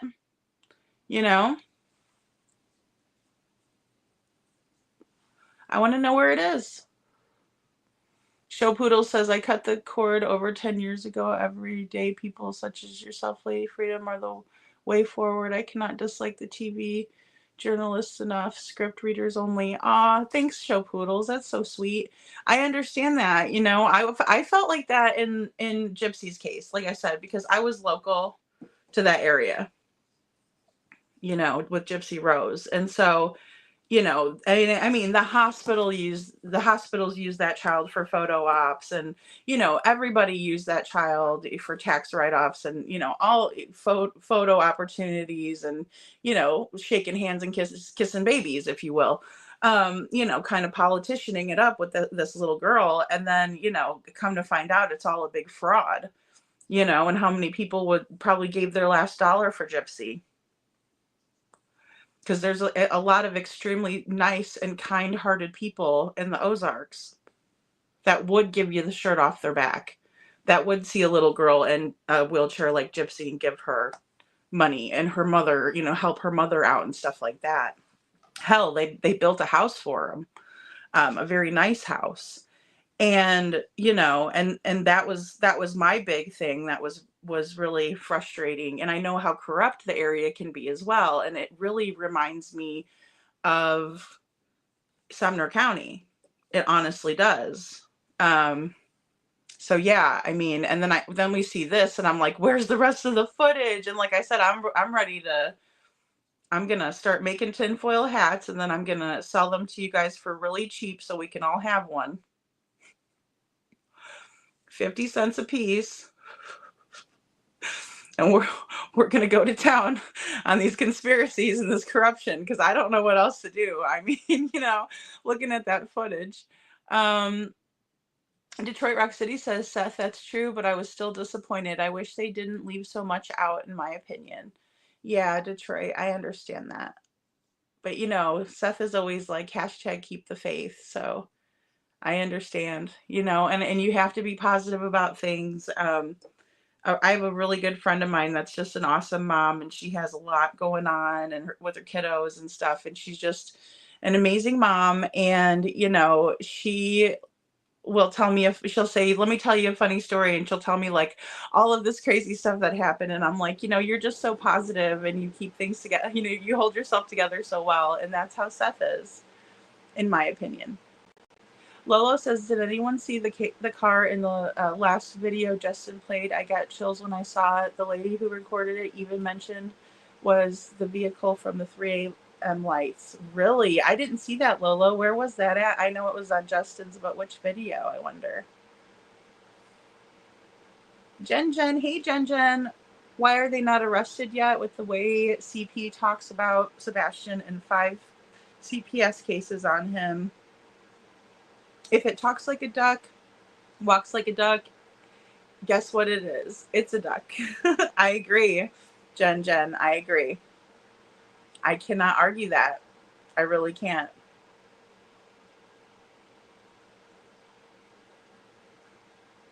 Salty Gigi says on Clues panel, Chris said he was in Horn Lake, Mississippi. Right. Great point, Salty Gigi. They've changed the locations. And that's why Silver's on the scene went and he was trying to verify Seth's whereabouts. You know, same thing when I saw Justin's thumbnail. I believe it was either a thumbnail or a post. But, you know, he strikes a very, you know, interesting and intelligent question. You know, what's Chris's alibi? Because we still don't know that, right?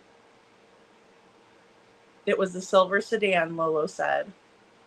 Dateline maybe next, right?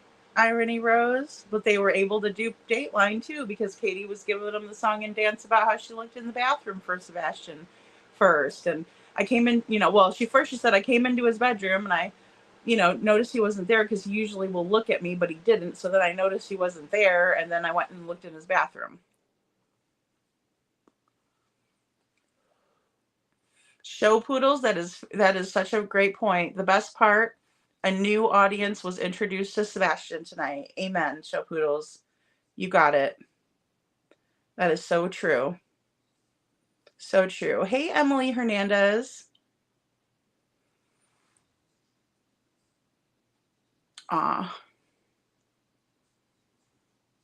I do too, Rogue, but I know that he's really strong and I know that he's going to keep going.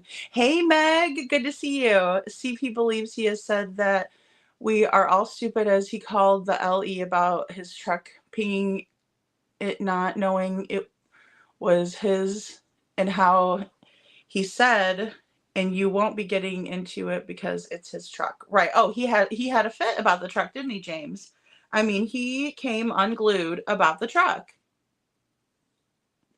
Why come unglued about your truck if it was in Horn Lake, Mississippi, or in Memphis, Tennessee, or wherever you're saying you were at? You know? Wherever you were, it wasn't in the vicinity of, you know, your home, according to you. So, you know, why would your truck be pinging there? You know, but if somebody finds him out, he gets mad and he starts going off. Just like the billboards were extremely triggering to him. I mean, absolutely triggering. Fed Up Buttercup says KP ran back to the house. How Lori Vallow lies saying Tylee unalived herself and JJ. These evil mothers are sickening and they get caught. Liar, liar, pants on fire. Amen, Fed Up Buttercup. I agree.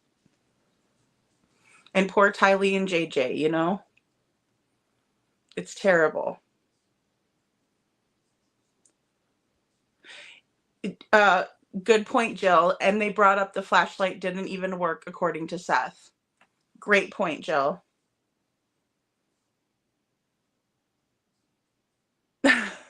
Meg says, I'm still trying to digest tonight's segment. Same here. We're just chatting it up about it, and I'm like way behind in chat.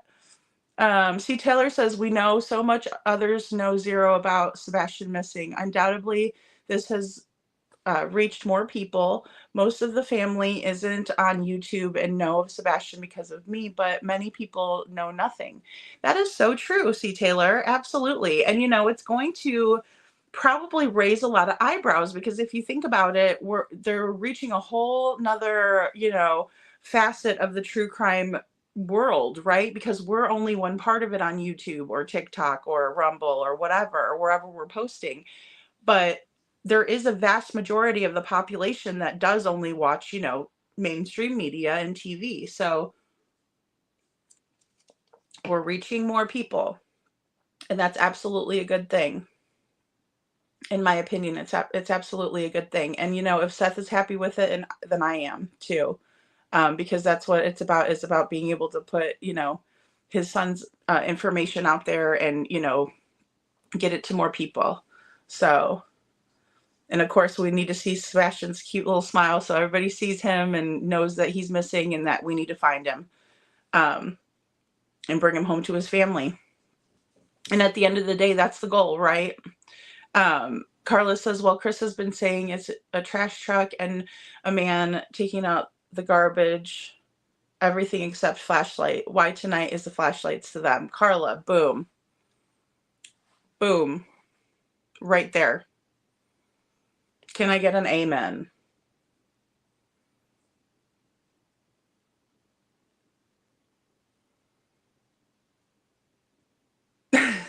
Cece, I do have to agree with that. Craddock always says nothing, even though he's talking. I know. It's hot. I mean, he's really good at that. Like, he's really good at kind of leaving it up in the air. And I get that they have to keep things close to the vest. So, you know, I don't hold it too much against him. But boy, oh boy, you know. Oh, Babs. Oh, Baba Rose, I have Seth's email in my community post. If he's not still in here, it should just be sebastiansarmy@gmail.com. Nicolation says, deep dive the sighting of Rogers. Yeah, you can, Rogue, here, you know, I'll play it again for you guys and I'll get caught up on the chat. Here's their piece that they did. The parents. Hey, baby, I like it raw. Who tank killer, the one killer bee, and he ain't for the kill now. Yeah, baby, I like it raw. Chop that down, pass it all around. Shimmy, shimmy, y'all, shimmy, yeah, shimmy, yeah. Give me the mic so I can take it away. This is when it gets serious. It's just raw. Yeah, baby, I like it raw. I get biggie, diggy, raw. Bring missing loved ones home. Every person you'll see on this screen tonight has someone waiting for them. A parent, a child, a friend, a community that refuses to give up. And neither will we. We've assembled a team of experts who dedicated their lives to solving cases and helping others. Derek Levasseur. You may know him from Big Brother, but he also has worked undercover with the FBI, DEA, and Secret Service. Elizabeth Smart, a survivor and advocate whose abduction recovery was made possible through America's Most Wanted. Payne Lindsay, whose investigative true crime podcast, Up and Vanish, has brought cold cases back into the national spotlight. And tonight's special guest, Callahan Walsh, a familiar face to America's Most Wanted. Callahan does incredible work with the National Center for Missing and Exploited Children. Thank you so very much, everyone, for joining us. Let's get to our first case now. A missing child, Sebastian Rogers. On February 25th, 2024, Sebastian's mother said goodnight to her 15-year-old son. The next morning, Sebastian was gone. I didn't receive you out. Yeah, right now, really blonde hair, back to my side, but I'm gonna turn down. I was going to be wearing a black sweatshirt and my sweatpants. You know, the type of color of the house is just warm around. Sebastian is tall and skinny, has a contagious smile, loves video games, loves cats. Boundless amounts of energy. Sebastian reminds me of a deer prancing through the woods, you know, enjoying the smell, the breeze, new things. That's my son. February 25th, the day before Sebastian went missing. Chris was in Memphis at work. So Sebastian and I went to Texas Roadhouse. After dinner, right around 9 o'clock, I laid down. I heard a noise in his room. I said, I don't care what you're doing, but you gotta knock it off and you gotta go to bed. And he answered, you know, yes ma'am, I said, okay. And that was the last time that I spoke with Sebastian. The next morning, when I went in his room, he wasn't in his bed. After a minute or two, when I couldn't find him, I called Chris and I said I can't find Sebastian. He's not in the house.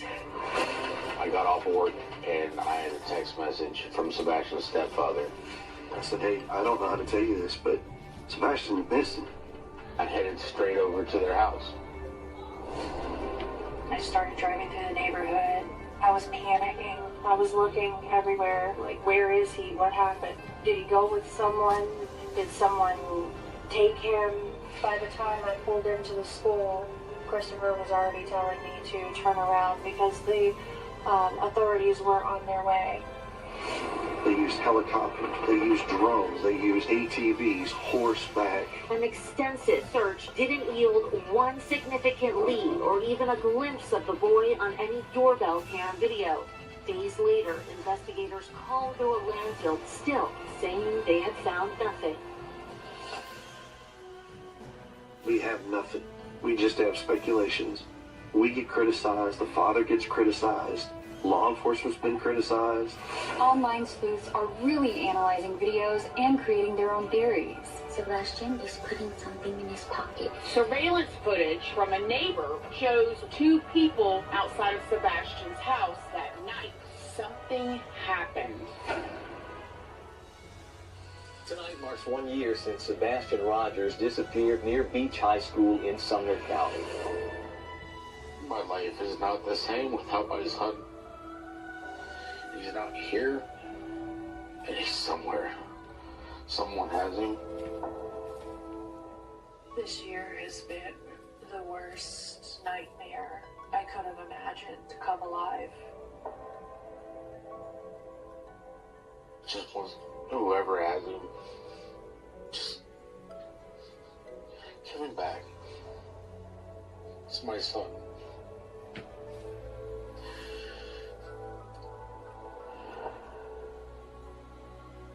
Wow, my dad. You can feel it. Okay, guys. Just wanted to say really quick hello to Don B. Thanks for being in here, Don B. Good to see you. And then I wanted to say thank you to Kiki for your super chat. Thank you for coming in. And she says, when CP said something about won't be able to get into the internet on his truck. Well, I believe with the geofencing technology that his truck was picked up in the area. Now it's unclear whether it was picked up in the area on Sunday or if it was picked up on Monday, but they can geofence a location and pull data from, you know, the weekend or whenever, whatever time frame that they choose. But I do remember him saying that. Thank you. And James Cooper says, because there are so many missing way before Sebastian did, it is not a little crazy that Sebastian's story gets on first. In my opinion, there is a great reason for it, and if I am right, and I pray that I am, it will come out and we will see it happen. I hope so too, James. I agree with that, and that's what I'm praying for too. Bab says, Meg, I imagine someone being stuck in traffic, riding shotgun, or kids in the back seat look up and see this billboard and then start searching it. Absolutely, Babs. I agree. I can see that happening too, especially with some of the more, poignant billboards that we're seeing, who took me, you know what I mean? Like that is very strong wording. That's a very strong statement in my opinion, Bab said, even Chris said, I wish I could say it was flashlights, but unfortunately it's not. Exactly. He said that to Chronicles of Olivia, right?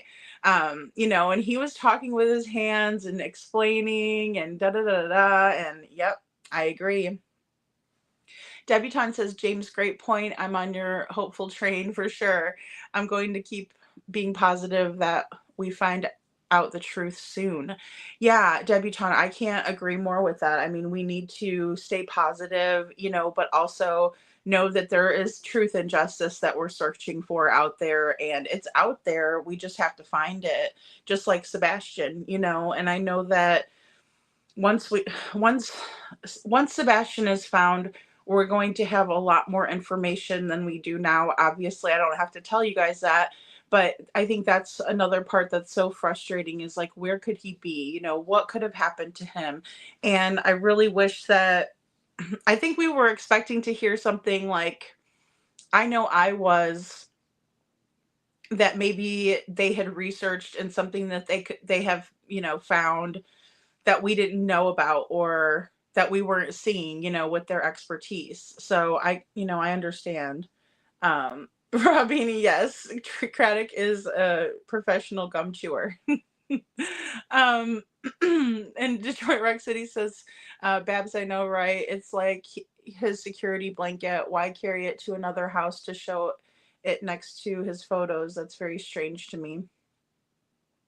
It was weird to see them in that, wherever they were on the island, and they were like playing with all these different like cranes and stuff. That was weird. I would like a professional to psychoanalyze that. Aw, thank you, Debutante says, never giving up, Sebastian.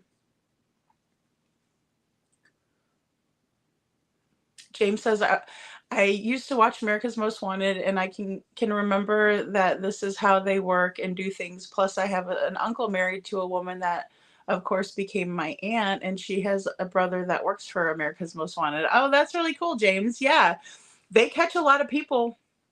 They catch a lot of people from just a little story that they put out, you know. It's amazing how many people watch it, right? It's just absolutely amazing. And, you know, if we think about the origins of America's Most Wanted, of course, John Walsh lost his son, Adam Walsh, to, you know, a predator, and he was his life was taken by a monster, right? And then he decided that he was going to do good with his pain, you know, turn it into a positive, and he has done that. And they've caught tons and tons and tons of people, and sometimes like right after it airs, it's like shocking. And, you know, just think about, you know, what that other podcaster was saying, Payne Lindsay was saying, and forgive me because I keep forgetting this person's name, but, you know, it was interesting how he was saying that someone might have been still sitting on footage even after all this time, right? I don't discount that at all. And I thought that was one of the really smart analysis points that they brought in, right? Because somebody could be holding back information still, you know, and maybe it's just this little push that they feel like they can call in and tell America's Most Wanted, where they didn't feel like they can call and tell LE. That's why when there was a lot of speculation and controversy around Dog the Bounty Hunter putting his tip line out there, I didn't see it that way, because many people would rather call Dog the Bounty Hunter and let them know about it. I'm not saying that that's the right way to handle it. I'm just saying that's, you know, what we've seen historically as well, is that people are more likely to call in to someone like Dog than they are to law enforcement. You know, it's just part of it. So that's really cool, James. That's awesome. If only AMC audience got an opportunity to hear 10-second clip of CP's latest rant. Amen, Blast. Amen. You know, I agree. I think people would be shocked. Up and Vanish podcast. Thanks, Meg. Yeah. Yeah, he did a good job. They all did. You know, I there were things that I didn't agree with, right? Just, you know, little things. But the reason why I didn't agree was because I don't think that they had that little piece of information that would have made them, you know, think otherwise. And so, yeah, it was very interesting, in my opinion, to kind of watch it out. But then there were really good points made, you know.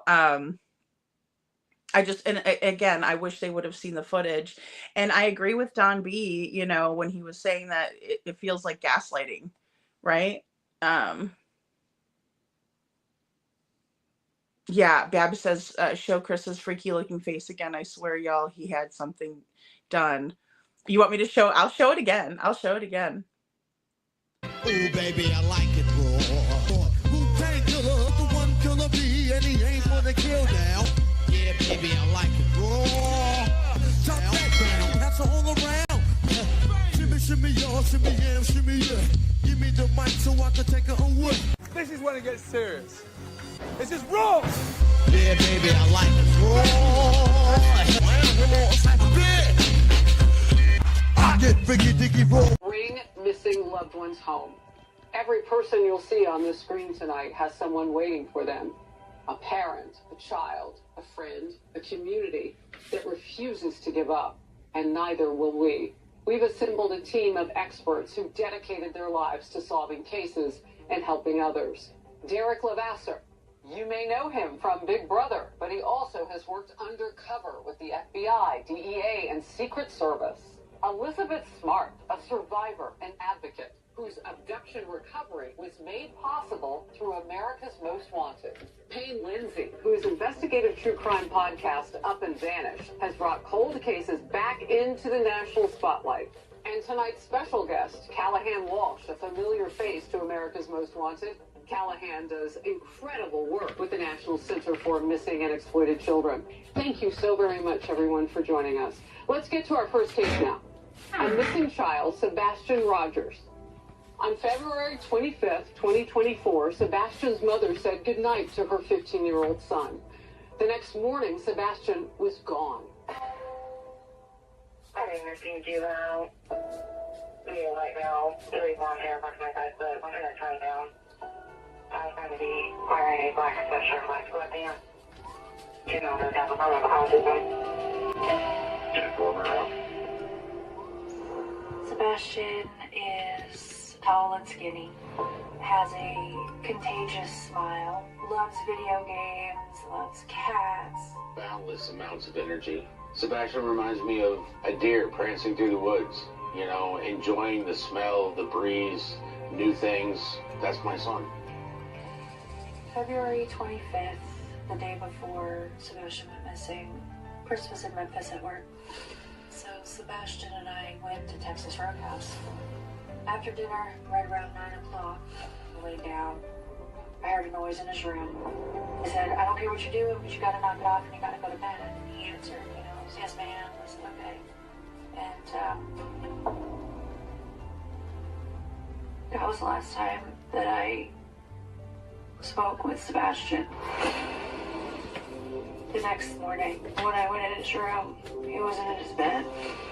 After a minute or two, when I couldn't find him, I called Chris and I said I can't find Sebastian. He's not in the house. I got off work and I had a text message from Sebastian's stepfather. I said, hey, I don't know how to tell you this, but Sebastian's missing. I headed straight over to their house. I started driving through the neighborhood. I was panicking. I was looking everywhere, like, where is he? What happened? Did he go with someone? Did someone take him? By the time I pulled into the school, Christopher was already telling me to turn around because the authorities were on their way. They used helicopters, they used drones, they used ATVs, horseback. An extensive search didn't yield one significant lead or even a glimpse of the boy on any doorbell cam video. Days later, investigators called to a landfill, still saying they had found nothing. We have nothing. We just have speculations. We get criticized, the father gets criticized, law enforcement's been criticized. Online sleuths are really analyzing videos and creating their own theories. Sebastian is putting something in his pocket. Surveillance footage from a neighbor shows two people outside of Sebastian's house that night. Something happened. Tonight marks 1 year since Sebastian Rogers disappeared near Beach High School in Sumner County. My life is not the same without my son. He's not here. And he's somewhere. Someone has him. This year has been the worst nightmare I could have imagined to come alive. Just wants whoever has him, just give him back. It's my son.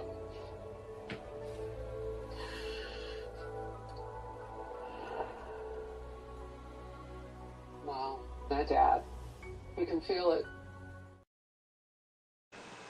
Yeah, I agree with this, Babs. She says, as if a 15-year-old Sebastian Rogers, who was much more intelligent than them both put together, that he would have been interested in it. Right. Yeah.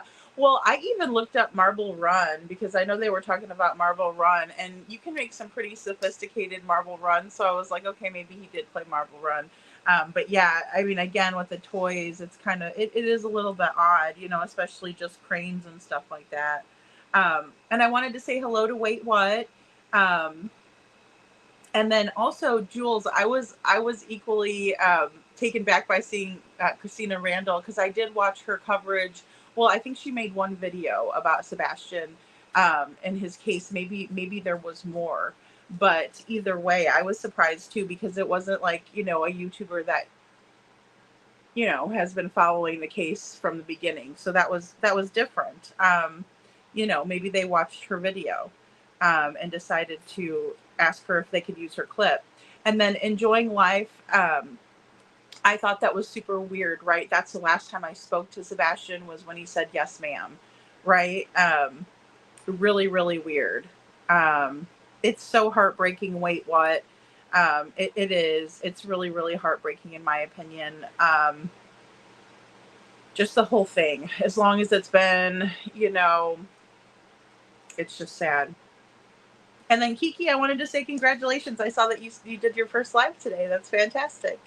Congratulations. That's wonderful. Keep going. Keep going. And Kaika says, don't forget Chris's sister Cassie worked for CPS. Like I said, they know someone and everything. Yeah, Kaika, that's an issue, right? That is an issue. It raises a lot of question. It causes for pause. Absolutely. Absolutely. And James Cooper says, because this thought of how cruel that CP could be, that I could see him do it to him as he said he would. Yeah, if he didn't clean his room. Yeah, make him clean it and throw away his stuff. Yeah. So I don't doubt CP. I understand, James. I feel the same way. And I think if they would have heard Smiley's Stories interview is a really good interview to kind of get a good read on Chris and the way that he would parent and the way that he would, or say he was parenting, the way he disciplined, saying it was discipline, shows that he is an abusive person.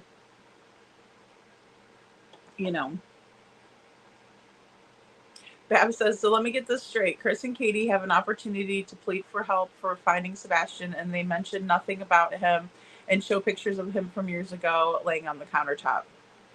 I know. It's crazy. And that's what they did, and here's the Cranes, and not even in their own house. And we didn't get to see, Sebastian's bedroom where he was last, any of that,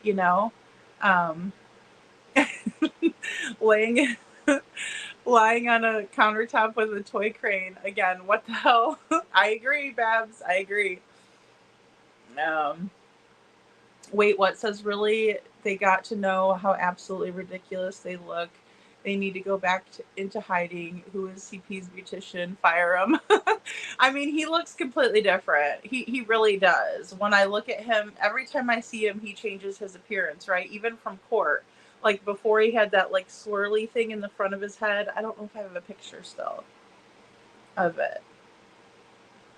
And I didn't upload any pictures from tonight. But here's him at court, right? And he's got that like swirl thing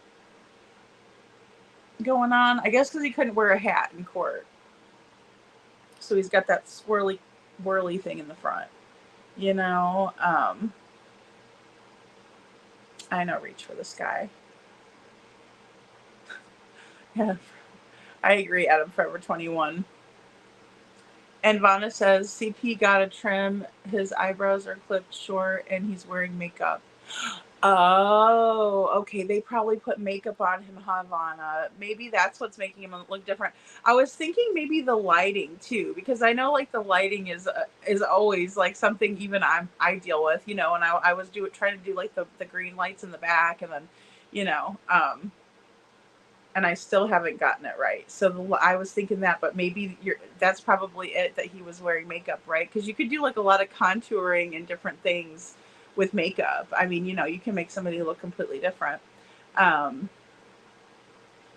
CP did something with his beard. Yeah, like, I don't know if he like cut it shorter.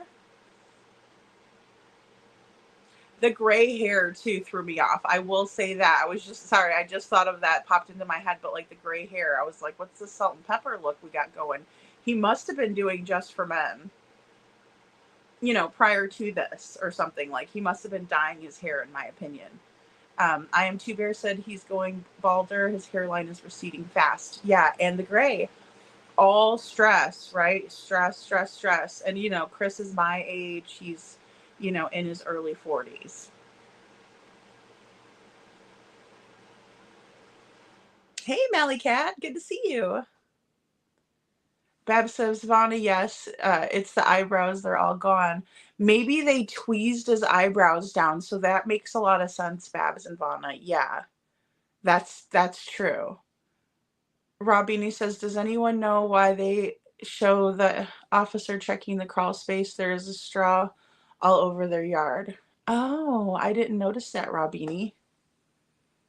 Interesting. Did anybody else notice that?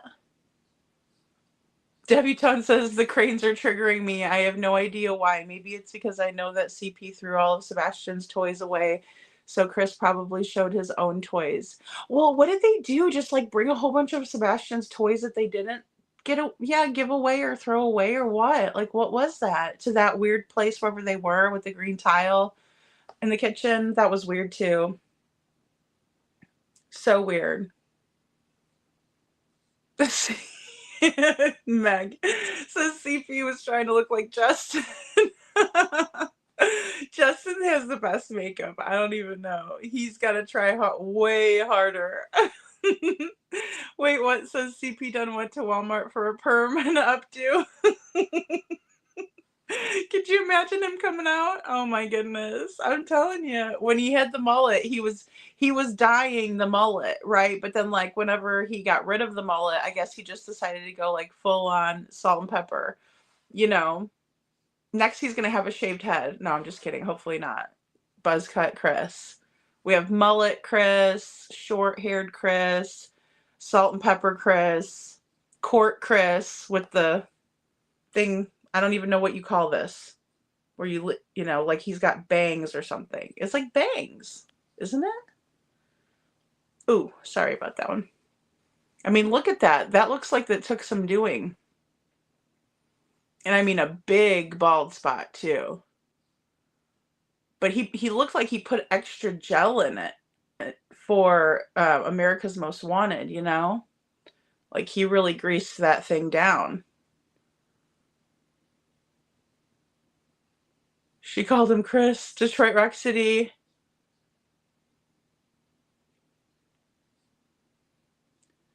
Detroit Rock City says, that was the last time I spoke with Sebastian, but he wasn't there, Katie. What the Weird, right? The swirl curl. Debutante, that's it. The swirl curl is what a mama does to their baby back. Oh, yeah, back in the 50s, right? So maybe Chris's mama. Oh my gosh. Oh my gosh. Yeah. Oh no. So maybe Chris's mama fixed his hair for his big debut on TV. Oh my god. It's like it's a 1950s baby curl swirl. Oh my lord. That is going down in history. Oh my goodness. Check that out. Oh my gosh. Robini. Robini says I'm still calling the polished turd, dude. Robini. I feel like the turds were polished tonight, you know. Jules says it's the Peter Pan swirl. Oh my goodness, you guys. Chris is a crane operator. I guarantee they are CP's toys. He probably has them in his mama's curio cabinet. Debutante, oh my goodness. No doubt.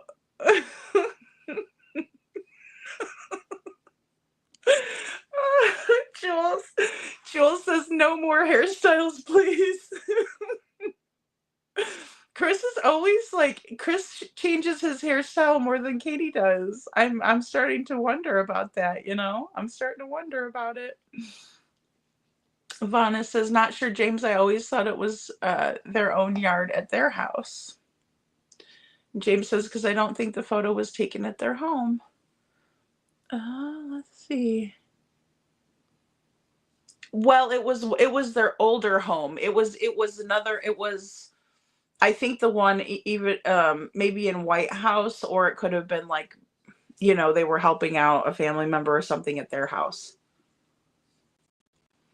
But no, that one was not from when Sebastian was using the mini excavator. That one is not from the house on Stafford Court, in my opinion. You guys got me cracking up. MS, a bunch of you are snarky and I love it. Cracking up over here. Oh, it's just too funny. The many heads of Chris. Carlos says, James, I think Seth said the house before this one. I don't know where that is. Yeah, it's the one in White House. Yeah. I'm still calling Gypsy doll bangs. No, we gotta go with Curl Swirl though. That's a good one. I do remember that little baby, like the babies look so cute with that, or like a victory roll or whatever. Detroit Rock City says the crane is CP's toys, not Sebastian. Where's the Switch, the Minecraft? Yeah, toys or anything like that belongs to Sebastian. Or what about the Marble Run? Like the Marble Runs are pretty cool, and they can be really sophisticated too, like how they're put together and that sort of thing. Really was wondering like why they didn't show something like that, because she said he was really into that before he went missing. So where is the Marble Run? Because I saw one that this little boy made, and it was on YouTube, and he was only like he looked like he was like maybe 7, 8, 9 at the most, 10-ish, something around there, like a littler kid, and he had like his whole living room with the Marble Run, right? It was like huge. And he was showing people how to do it, and you drop the marbles in at any like given place, wherever you decide to put the little holes and stuff. I'll have to show you guys. I'll have to download the video of the Marble Run, because it was pretty cool and it was impressive. And at first, when I first saw like a regular like little Marble Run, I'm like, oh, that's nothing. You know what I mean? Like that's for a baby. That's a baby's toy. Why are they saying Sebastian was playing Marble Run? But then you can see that there's actually really sophisticated Marble Runs that you can come up with and make. But but they are for little kids, because really all it is you create the Marble Run and you drop the marble in there and it goes down the path of the tubes. I mean gravity. But pretty cool. Oh my goodness. Wait, what says cow licking's much? Musty Hutch is what CP tried for, and it fell all the way out in studio. Oh my goodness. Looks like a tornado, Mally Cat says. I Am Chew Bear says maybe he was copying Turlin. Look, hers is the same. Oh no. Oh my gosh. Now I gotta look. Oh, I mean, see, but I would think hers is more like a bang. You know what I mean? Like the bangs. I think that's why I said bangs. Oh my gosh, she does have a bit of a swirl going there. I Am Too Bear. Oh my goodness. The gray was pretty noticeable, I love laughing this hard. It's good for us. It is, because today was stressful. Like, I don't know if you guys had a stressful day. I certainly did. I was like, oh my gosh, what are we gonna do? What are we gonna do if this is horrible tonight? As we laugh, CP gets mad. Remember this, y'all. Seriously, and it is. It's a bit comical, right? It is.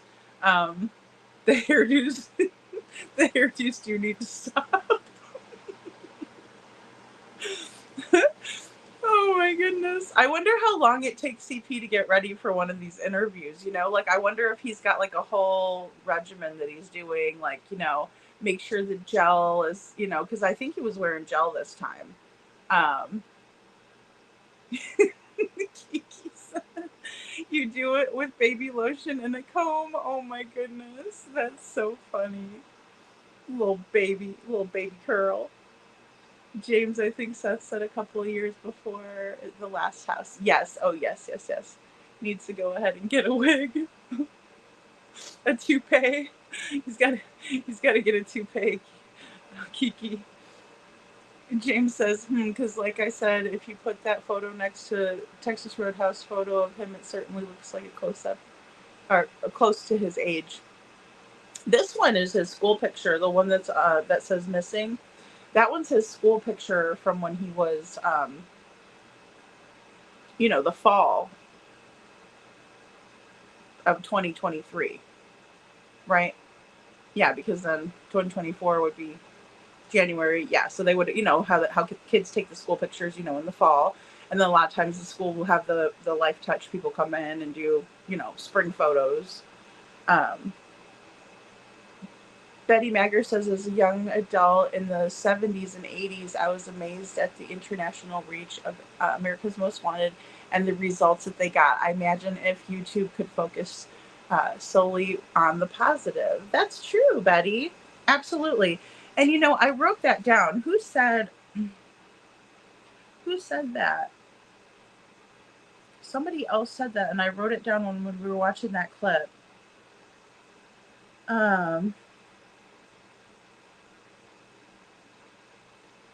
But yeah, I mean, that's the whole thing. It's going to reach a wider audience of people that aren't on YouTube. And that is fantastic. And like I said, when they see, Sebastian smile, Seth's heart, looking for Sebastian, where is he? I think it's really positive,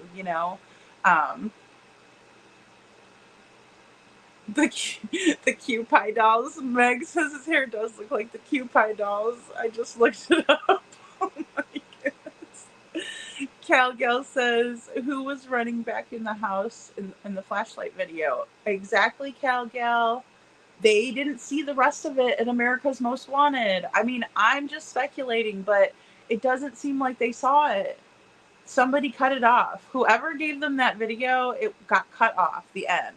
Because you don't see the other light source going back. I mean, it had to have been. Or they would have brought it up, or they decided not to. They decided to cut it off right there and not show the rest of it. Which then I am going to be disappointed with that. I mean, that's unacceptable. No, Debutante, you're so hilarious. I love that. We needed a pick-me-up, really. We really did. Because, I mean, it is. It's so easy to get frustrated, right? It just really is. It is. It's really easy to get frustrated and, get mad and stay mad about stuff. But really, we have to be positive and look at the good stuff too. And it's okay. You never know. There might be people that are calling into America's Most Wanted and being like, you got the story wrong. I mean, I don't know. I'm hoping that's what I was going to bring up. Somebody said, I wonder how many people called in to America's Most Wanted. Oh, it was Gypsy Doll. It's right here. Yeah. And, I don't know how many people could have called in, but I hope it's a lot. And I know they get tons and tons of tips. So it's really, a good place. It's a good thing. Kiki, you do realize this case is totally crazy. Oh, yeah.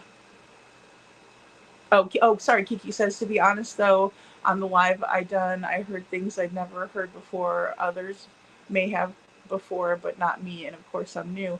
Well, and that's okay. That's totally understandable. And, I appreciate that, Kiki, because, I mean, there's things that I've gotten wrong, too. And, I mean, it's so hard to keep track of everything. Or, for instance, there was a neighbor that had come out early on and said that Sebastian was hiding underneath his vehicle. And, I thought that was the truth. Well, he did later on come out and say, look, I was mistaken, and, said that was a different kid. And I didn't know that until, I think it was just like last week. So there's a whole lot of stuff that we're going to get wrong from time to time and things like that. And this case is very complicated, even though it's really not. but it is, you know, and the reason for that is, it's, in my opinion, is the deliberate lies, manipulations, and tactics on the part of, you know, Stepfoot and Katie. And Wait What says next live CP will have browse for miles. practice CP and lipstick. Oh no. He had lipstick in the interview with Fox when him and Katie were there. And the reason why I think that he had stuff on his lips, because I noticed that also Don Wells, when he was on Dr. Phil, also had like shiny lips. And I think that they do that so they won't lick their lips, right? Because if there's something on your lips and you don't like it, you're not going to lick your lips, right? And I think that was a tactic, because why are you wearing like way too much chapstick to the point where it looks like lip gloss and you're a man? You're like a whole dude, you know, but you're wearing lip gloss that's shinier than mine. Like, what the heck? But I think that's what it is, because I was wondering about that, because I was going to show you guys a comparison about it and just show you like Don Wells's lips, like super shiny. Same thing with CP, super shiny lips. I'm like, what is going on with the shiny lips? You know?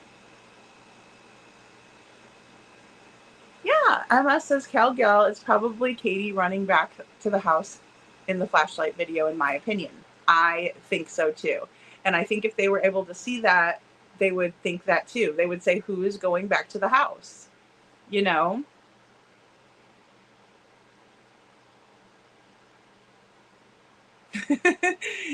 Detroit says he needs to watch Justin's Get Ready With Me videos. Maybe he'll learn something. I think I do too. I'm not gonna lie, he's awesome with makeup. I need to. I'm just not great with doing the makeup part of it. Wait, what says Lady KK accent was just as fake as her, in my honest opinion, and she looks just like her mother. She does.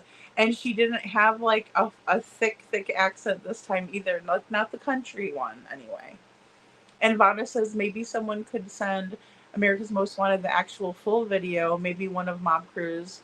I'm sure America's Most Wanted has an email. That's a really good idea, Vanna. Yeah, I'd like to send them the 3-part that Chris did, the 3 parts, right? Like, because we reviewed them here, of the flashlight video. This is what he thinks happens. This is the mysterious car on Kellen. It pulls in. He explains it to the T. You know what I mean? So yeah, they need to see that. They need to see that, in my opinion. Carla says, MS, that's my guess. She is supposed to be the only one there, remember? I mean, and that's another thing. You know, if Chris was in fact in Memphis or Mississippi or wherever the hell he was, that still leaves Katie, no matter which way we slice it, with being the last one to see her son. You know, I'm sick of this crap of last seen on Stafford Court. No, he wasn't. According to the evidence, he was not last seen on Stafford Court. He was last seen at the Texas Roadhouse. He was last seen taking the trash out. According to the FBI, I've never seen any confirmation from the FBI stating that, but we have to take their word for it, right? After that, Katie was the last one with him. No matter which way we slice this, you know? It is what it is. Those are the facts. There's nothing alleged about it. Katie herself will tell you, I was the last one with Sebastian. My husband was out working 3.5 hours away. No matter which way we slice it, Katie was the last one with her son. Period. End of story. Right? So why wasn't Katie ever taken away in a squad car like Candace Wells was? Money? Influence? Social status? Mama Socks paying off people? Buying playground equipment? I mean, like I said, getting real heavy on the tinfoil hat idea.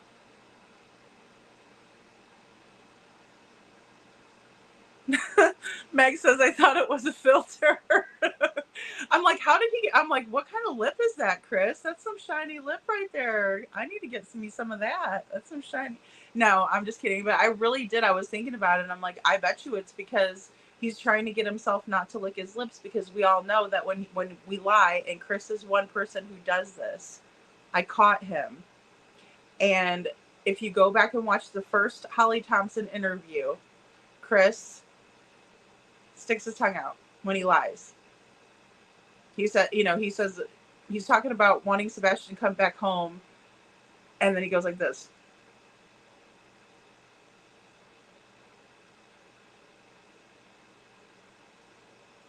So he's a lipper. He's a lip licker. Chris Proudfoot allegedly is a lip licker, and I can prove it. Detroit Rock City says, Babs, I pray that is so. And Babs says, just the thought, maybe the lack of and the misinformation will prompt many to call in with more details. I hope so, Babs. I hope so, especially the people in the neighborhood, because that was another thing that they mentioned, that maybe somebody in the neighborhood will come forward. Maybe somebody that's sitting on camera footage. I still don't know how he knew that, so he must have done a deep dive. But then again, he was also the person that forgot that there wasn't any footage of Sebastian, in the neighborhood, that there was no sign of him, you know what I mean, like leaving. So, but I mean, I was very taken back by that part of the analysis. Like, I was like, how'd you know somebody's sitting on the, footage? He must have watched something on YouTube, in my opinion, and I mean, he was the YouTuber up there. Well, Derek is too, but. Aw, thanks, MS. Meg says it's probably the bitter apple spray you use for pets not to chew. Yes. Okay. So this is what I was trying. That's what I was trying to say. Like, maybe it's some kind of flavor or whatever that he doesn't like, or what, so he won't lick his lips. And Meg says it's probably the bitter apple spray you use for pets to not chew on stuff on his lips. But it was so shiny. I was like, where'd you get that lip, Chris? And what is that? Detroit Rock City says earlier today someone said there was clips of CP going off sent to America's Most Wanted, allegedly. Oh, good. Yeah, I mean, I wanted to hurry up and push that video out today, just in case anybody, wanted to look and see what we're really dealing with. Not the America's Most Wanted Chris, not the Nancy Grace Chris, not the Holly Thompson Chris. The real Chris, that says the most gross, vile, disrespectful, someone said terroristic, I would have to agree, things, that's Chris. I'm sick and tired of playing by everybody else's rules. I'm sick and tired of being nice and playing nice. The mask is falling. He can't keep the mask up forever. I mean, it's very difficult for him.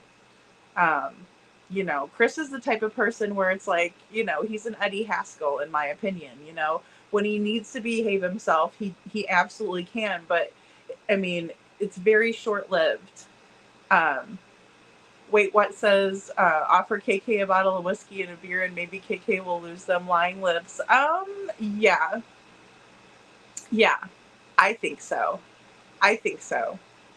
And I mean, it's amazing what people will say too if you bring them down to the station and kind of, let them know that you mean business. But if you're going to just let them do whatever the heck they want, what's the point? What is the point? Bab says, preach. He was last seen at Texas Roadhouse with his mom and was at home per Katie with his mom. She is responsible for whatever happened to Sebastian. I agree. If not just responsible for his well-being in the situation. Because I mean, I would feel terrible. I mean, you don't really see that guilt from Katie. I wish it was there. I wish I could see that, so I could have, you know, a little bit more compassion for the situation, a little bit more understanding of that she is, you know, remorseful and sad that Sebastian's missing, but you don't really see that, right? I mean, Seth, it's like undeniable, undoubtable, you know? Oh, thank you, Kiki, for your super sticker. Kiki says, if you, or super chat, sorry, I get them mixed up all the time. If you listen on my live, sounds like KP on the phone too, in my opinion. Okay, I'll go over and look, Kiki. I have been like trying to get this content out like so crazy lately, and I told you I was going to subscribe to you. But if you do not see me come in as a subscriber, you come over here and yell at me on my next live and say, hey, you said you're going to subscribe.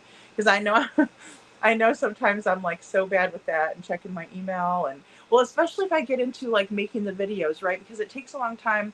There's a lot of stuff that I like to add in there and stuff. But then I also have to rewatch it and make sure it's all good a bunch of times and make sure everything's placed in the right spot and it didn't move, because sometimes it likes to move. But yeah, Meg says CP had a big mouth, lip plump, and oil gloss. The stuff that has like the cayenne pepper in it to like where it plumps. Yes, or is that what it is? It's something I bought some one time and it said like plumping lip gloss, and so I'm like, okay. And so I put it on, and I'm like, oh my gosh, my lips are burning, and I thought I was having an allergic reaction to it until I read the label, and I was like, oh, it's got something in there to like irritate your lips, and then they're, you know, plumper or whatever. They're plumper. CP reminds me of Biff from Back to the Future, but meaner. I put Biff on a meme in one of CP's videos when he was ranting. I can't remember. I think it was in Smiley's. I think it was in Smiley's Stories pod when he was on her podcast. I was like, totally Biff vibes, but meaner. Can you imagine somebody being meaner than Biff? You know, the guy's an asshole. CP says Meg, yes, and a crooked. In my opinion, maybe he just didn't know. Oh, Lord. His lips. I think they did it on purpose. I would like to see someone analyze it and re-listen. I will, Kiki, I will. Yeah, thank you. Because, oh gosh, I love doing that. I haven't watched the newest Deception Detective, but we might talk about that tomorrow, because there was one where he said she slipped, and I didn't get to watch it yet. And that reminded me of that, because I really like he does statement analysis, and see, they should have gone and watched, that's one that I would expect them to watch, would be like Deception Detective. He's really good. Really, really good. Yes. And I can't wait till he goes over this too, Meg. I can't wait. Oh man. And then every time we talk about Deception Detective in here, everybody in the chat wants to know if he's single and stuff. Oh my goodness, that's so funny. I couldn't imagine living with him. No, Kiki, I couldn't. And, that's why I was trying to put in the, because they were like, well, maybe an unknown predator. And I'm like, well, he kind of lived with a predator, in my opinion. And sometimes I think Katie, like, maybe wasn't involved, but she allowed for it to happen. So, it's kind of just as bad. But either way. Well, guys, we've been up here for 3 hours. I kind of want to keep it a little bit shorter tonight, because we will be working on some more, or I will be working on some more content for tomorrow night, and kind of doing some comparisons with this new interview. There's lots and lots to go over, lots of little nuances that I kind of want to pick apart that I didn't get a chance to pick apart, but I wanted to bring it to you guys just in case, because I know, just like I know that a lot of people aren't on YouTube, I know that a lot of people that are on YouTube maybe only use their phones. Like, I had to set my TV up today because I had no idea, like, what was going on. And then I was freaking out, and I was keeping it on Fox so I wouldn't miss anything. And, that was my whole trying to get ready for today. But but I know that a lot of people didn't get to see it, you know, from America's Most Wanted. Maybe, you know, they don't have a TV at home or whatever. So I wanted to get it up to you guys, and then, you know, add some of my commentary, change it up a little bit for fair use. But I really hope you enjoy it, and I hope you're able to take a little while and analyze it yourselves. You guys have really, really smart thoughts and comments. I love hearing what you guys have to say about, you know, anything, any subject that we're talking about, you know, any true crime subject that we're talking about. And I just think it's really important for us to, you know, discuss these things and bring awareness, especially because of after tonight. I don't think the awareness is at the level that it needs to be. And I'm really hoping and praying that maybe some more people are going to be Googling. So like hashtags are super important right now, because people will search and then those tags will come in. Hashtag Sebastian Rogers, hashtag Sebastian's Army, you know, so really important. Yeah, Meg totally crushed it. It's so funny. But yeah, it's super important. That's why it's really important to have all of the information, right? Because I think a lot of us, you know, you feel like you're in a little bubble with the mainstream media, but now it's like we have this wonderful tool, you know, being YouTube, where people will come and be very, you know, candid about things, and they're not that way. We see the total difference between the way that Chris acted. And if you guys didn't see the crazy video, I put it together where at first, you know, it's Chris and he's going on, and then it's Josh introducing that Seth's going to come on, and the reason why it was because Chris, you know, went off and, you know, had a whole shit fit again. And then Seth was like, this is it, you know, this is too much. I mean, after a while it gets old. And so he was, you know, he did a rebuttal, and I wanted you all to see that, because I saw a lot of people that were like, wait a minute, why is Seth saying these things? And how come he's doing this? Well, if you go back and watch that video, it's going to show you exactly kind of what happened. You know, on April 15th, 2025, Chris went on Cluminati's and was acting a fool. And this time Seth was like, enough is enough. We have, you know, Seth to the rescue. And he's like, hey, I'm sick of the way that you talk about women. I'm sick of the way that you hurt children. You know, all of that kind of stuff. I mean, he went smooth off. And thank God for him doing that. Thank God for him doing that, you know, because we do need good people to stand up against this stuff and not allow for it, and not let Chris and Katie think they're getting away with it, you know. So, but thank you all so much for being here. Thank you, James. Thank you, Gypsy Doll. Thank you, Kiki and Meg. Thank you, Michelle and Vana. It's so good to see all of you guys. And thank you, Detroit Rock City, MS. We got YouTuber and everyone that came in tonight. Thank you so much, Babs, Michelle. I will see you all tomorrow night, and we're going to compare and contrast some of this new information. And hopefully more people will be praying, more people will be aware of Sebastian's case. So thank you all so much for being here. I love you all, and I will see you tomorrow.